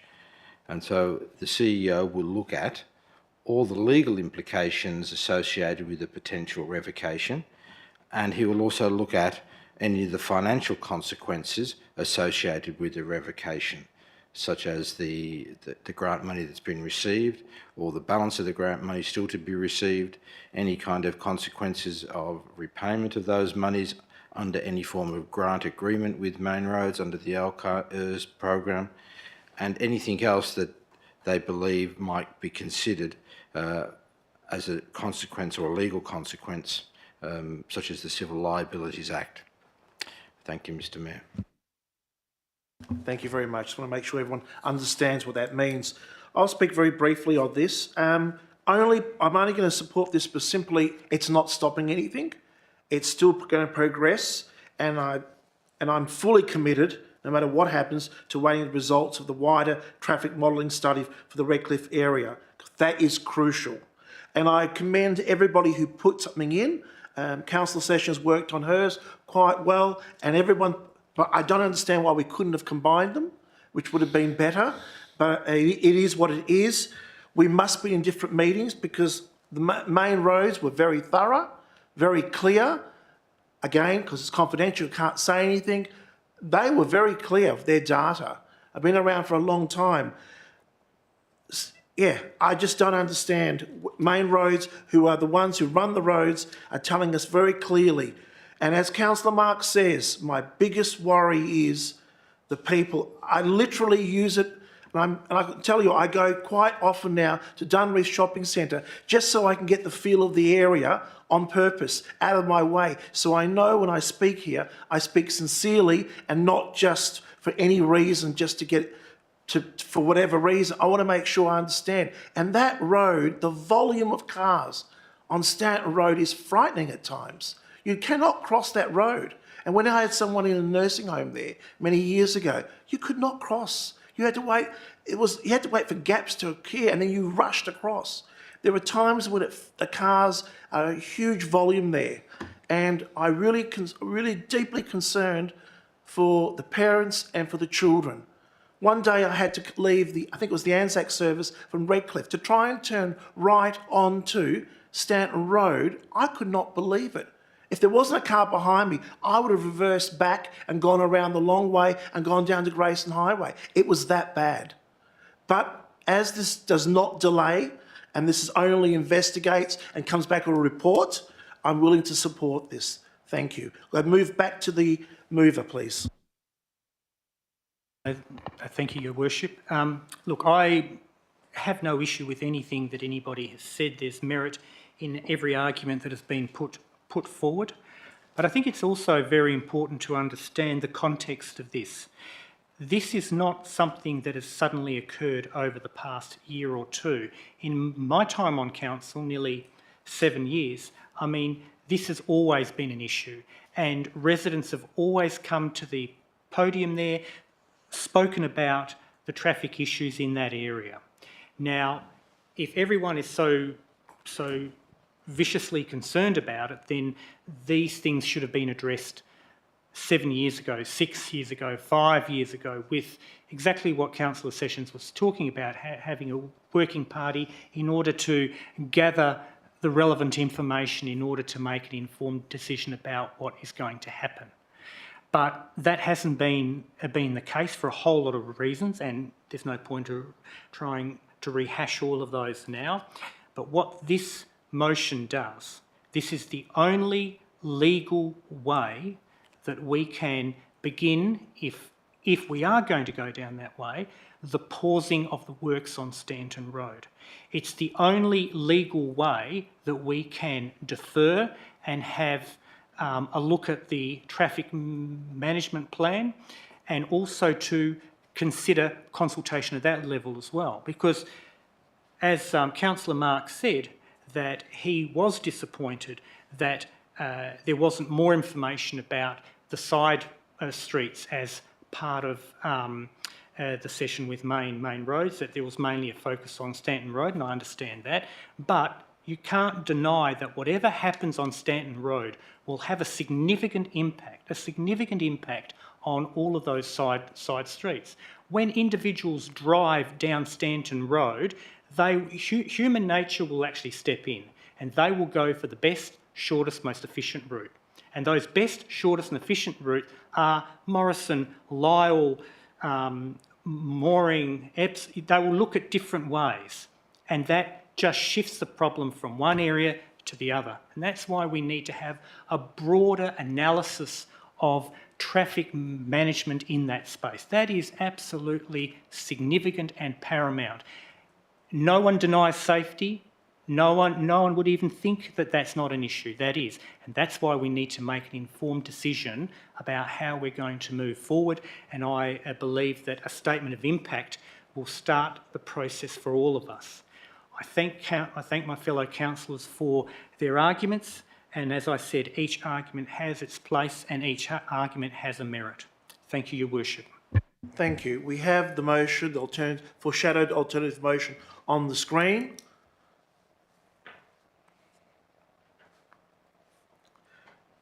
Please vote.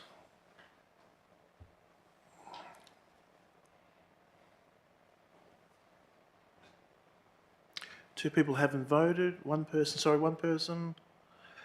Councillor Ryan?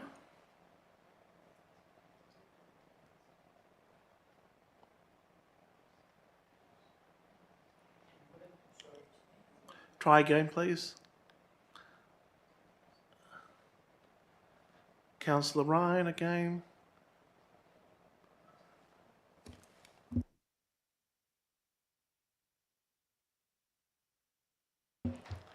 We've got you. Thank you. Carried 6-1. Thank you very much.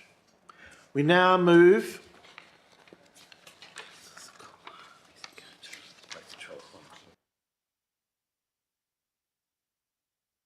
to 12.2, a petition, vehicle and pedestrian road safety on Lyall Street, Redcliffe. Councillor Sakula, you had an alternative councillor motion. You wanted this to go second. Yes, Your Worship. Now, given my request for a statement of impact, that has quite a broad range of impact across the entire area. If I go with my foreshadowed motion, or my alternate motion, I should say, for 12.2, what I'm asking for cancels that one out, okay, because I'm after then a traffic management plan for the entire area, which will give us that. Can I then withdraw that for those reasons alone? Okay, because of the impact. You can withdraw it. Yes, you can. Yeah. So you're withdrawing that? Yeah. Thank you. All right. So we now move to the officer's recommendation.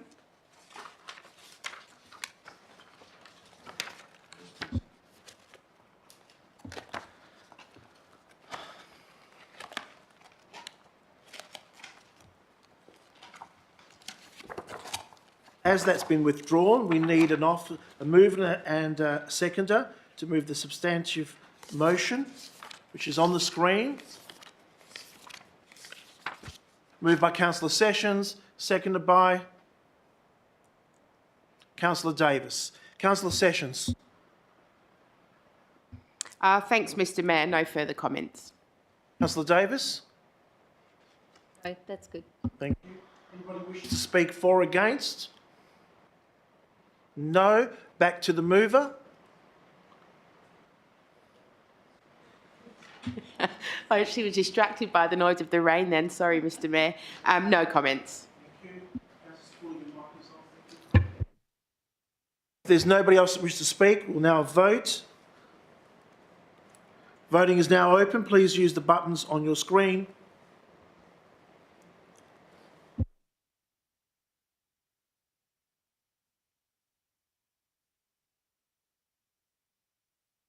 We need some more votes.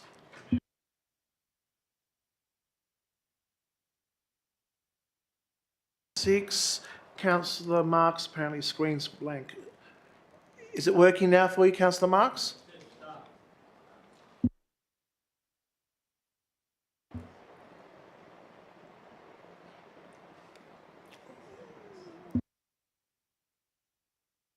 The acting CEO will come and have a look and see what the issue is.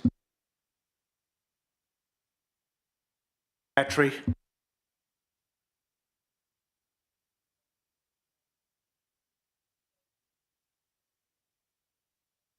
And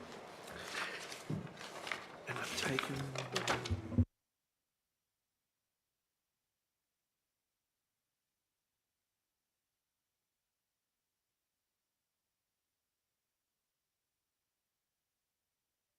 to 12.5, the monthly financial report, moved by Councillor Kulczycki. We need a seconder. Councillor Sessions. Councillor Kulczycki, over to you. Thank you, Mr Mayor. I just wanted to move this motion or this report as printed. So I particularly just wanted to note that and commend the City on taking sensible steps to enact further initiatives relating to its urban forests and streetscapes enhancement strategies because of it receiving the Nature Link program funding approval from Water Corporation. It is expedient, ensuring that the upcoming winter period can be utilised to achieve this important endeavour to create nature linkages within Belmont, and I trust the City will continue to take positive steps towards prosecuting similar opportunities in coming years. Thank you. Seconder wish to speak? No. Anybody else wishes to speak? Councillor Kulczycki has highlighted something very important that's happening. If there's nobody else, we'll go back to the mover. Thank you, Mr Mayor. No further comments. We'll now vote. You will need an absolute majority on this one here to pass. Voting is now open. Please use the buttons on your microphone screen.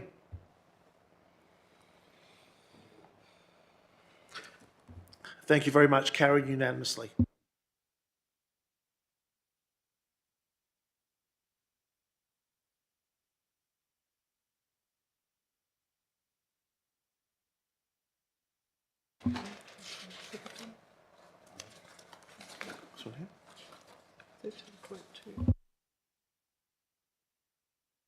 Move to notice of motion, item 13.21. We need a mover.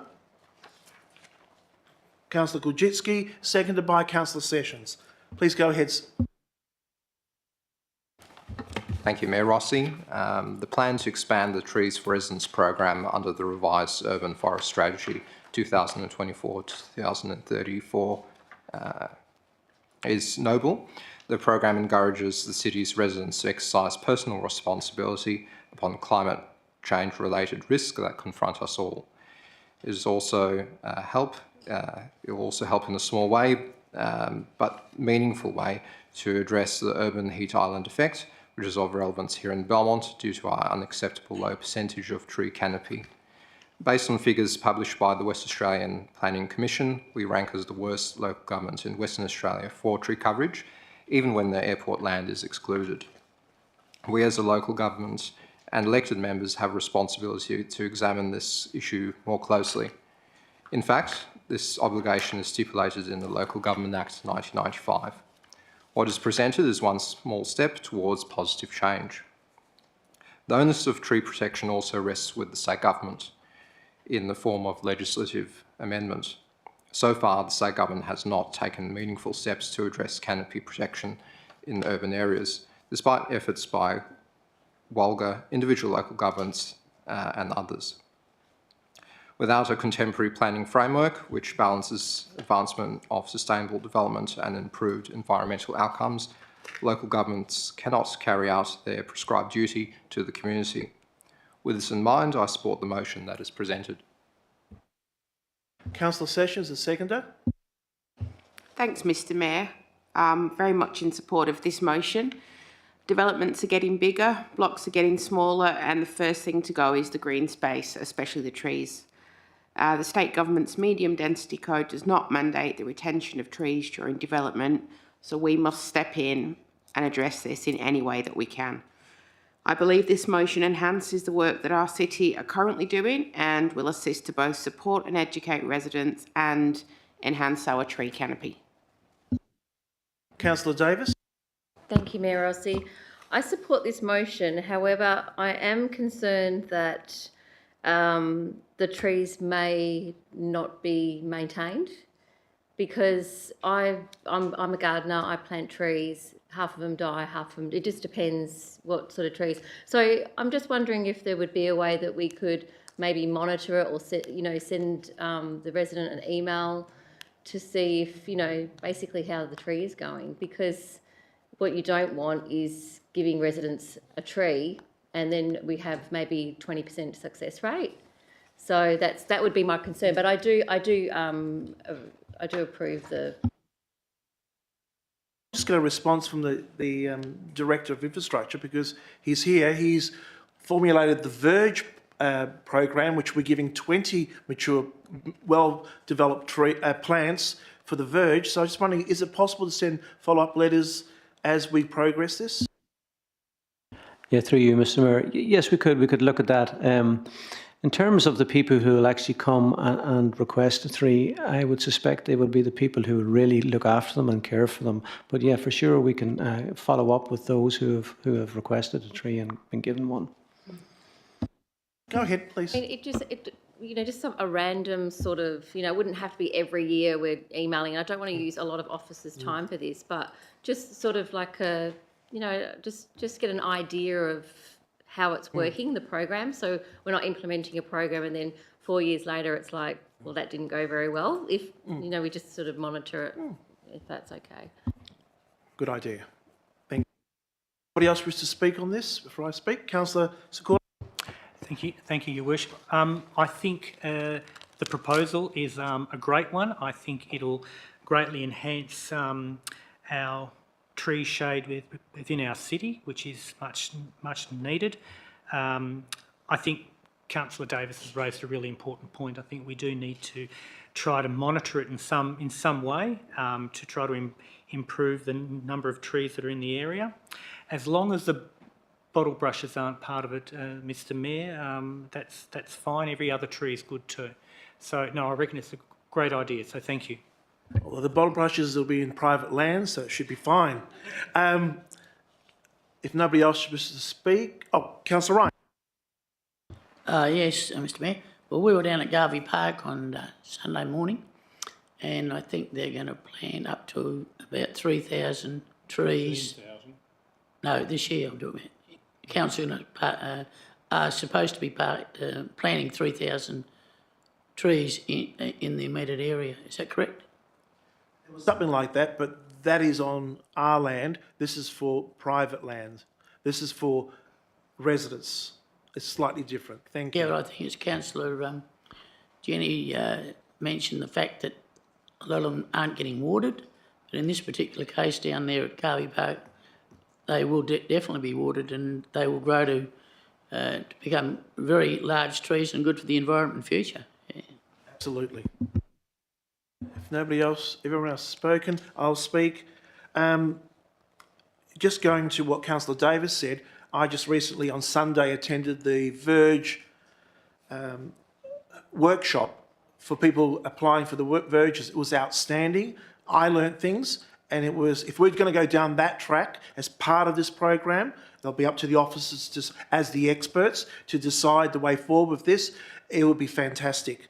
Last year, we saw 2 local councils failing to garner state government support for their initiatives aimed at increasing metropolitan tree canopy coverage through local planning schemes to protect trees on private lands. The unchecked clearance of blocks and removal of mature trees underscore the urgency of our challenge. I saw one area that could be strengthened to combat this, and that's where we are here tonight with this motion. Our primary objective is clear: to expand the city's tree canopy and reduce the impact of urban heat islands on private properties over the next 5 years. To achieve this, the city will annually distribute trees to interested residents, providing them with an opportunity to contribute to the reversal of the environmental loss in Belmont. Participation is voluntary, and for those unable to accommodate a tree, smaller shrubs will be available to help combat urban heat islands. This initiative, coupled with existing programs such as our Free Trees for Residents program, the Verge Garden program, and Trees for Schools program, demonstrates the city's commitment to enhancing tree canopy coverage in the City of Belmont. Along with the Design WA suite of state planning policies, puts Belmont in a strong position to increase tree canopy and alleviate the effects of urban heat islands. The plan for this year entails continuing with the allocation, I believe around 300 trees for private properties through the Free Trees for Residents program. Notably, this new initiative will commence in the next financial year, thereby avoiding any immediate impact on the upcoming budget. Simply, we cannot afford to wait for the state government to decide a way forward. It's imperative that we lead by example, educate our community, and inspire residents to embrace tree planting on their private properties. This grassroots effort may also inspire developers to integrate existing trees into their developments too, although this may prove to be a separate battle altogether, and I look to our planning department to investigate planning initiatives to encourage this. I hope that you will embrace this motion. Thank you. Back to the mover. Thank you, Mayor Rossi. As we've heard, this is an important strategy for us to move forward with, given our obligations as elected members for the betterment of the community in all respects. And I'll leave it at that. Thank you very much. Voting is now open. Please use the buttons on your microphone on the screen to vote. Councillor Ryan? Carried unanimously. No, got 6. Sorry, that was... Oh, you've disappeared again. We'll resolve it.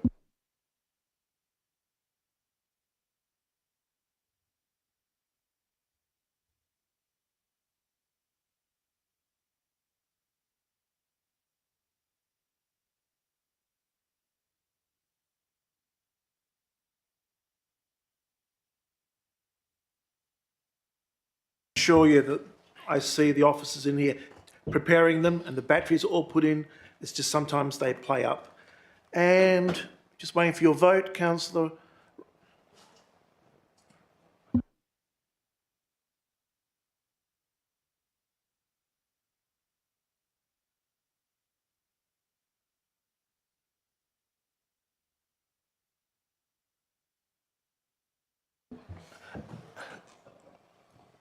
Councillor Marx, you might like to vote by hand. Do you support it? Yes, unanimously, carried unanimously. Thank you, everybody.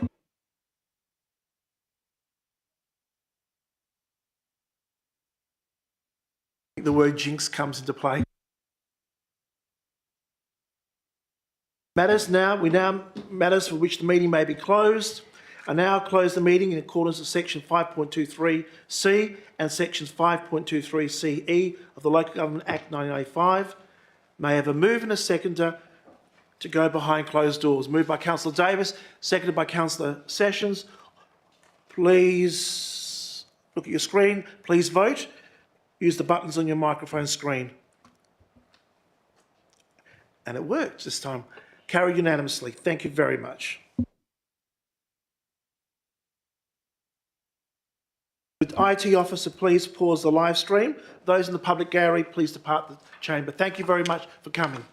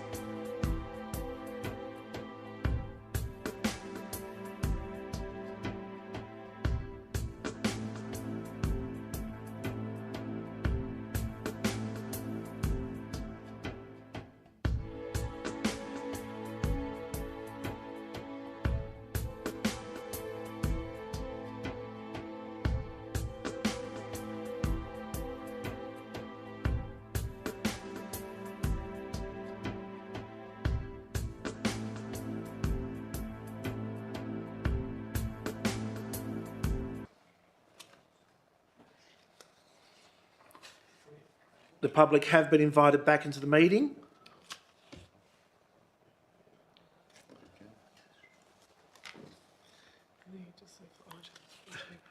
14.1, the tender, wet and dry plant hire. 14.2, the tender for supply and laying of asphalt road surfacing. 14.3, minor general concrete works, including street furniture. 14.4, the eduction, cleaning and CCTV inspection of stormwater drainage structures, and the tender, vegetation watering, tree planting and maintenance. It was moved en bloc by Councillor Davis, seconded by Councillor Gujitsky, carried unanimously. Thank you very much. There being no further business to conduct, I thank all those in attendance, and I thank you for all your debate that you made tonight. It was a very good meeting. I close the meeting at 8:41 p.m. Thank you, everybody.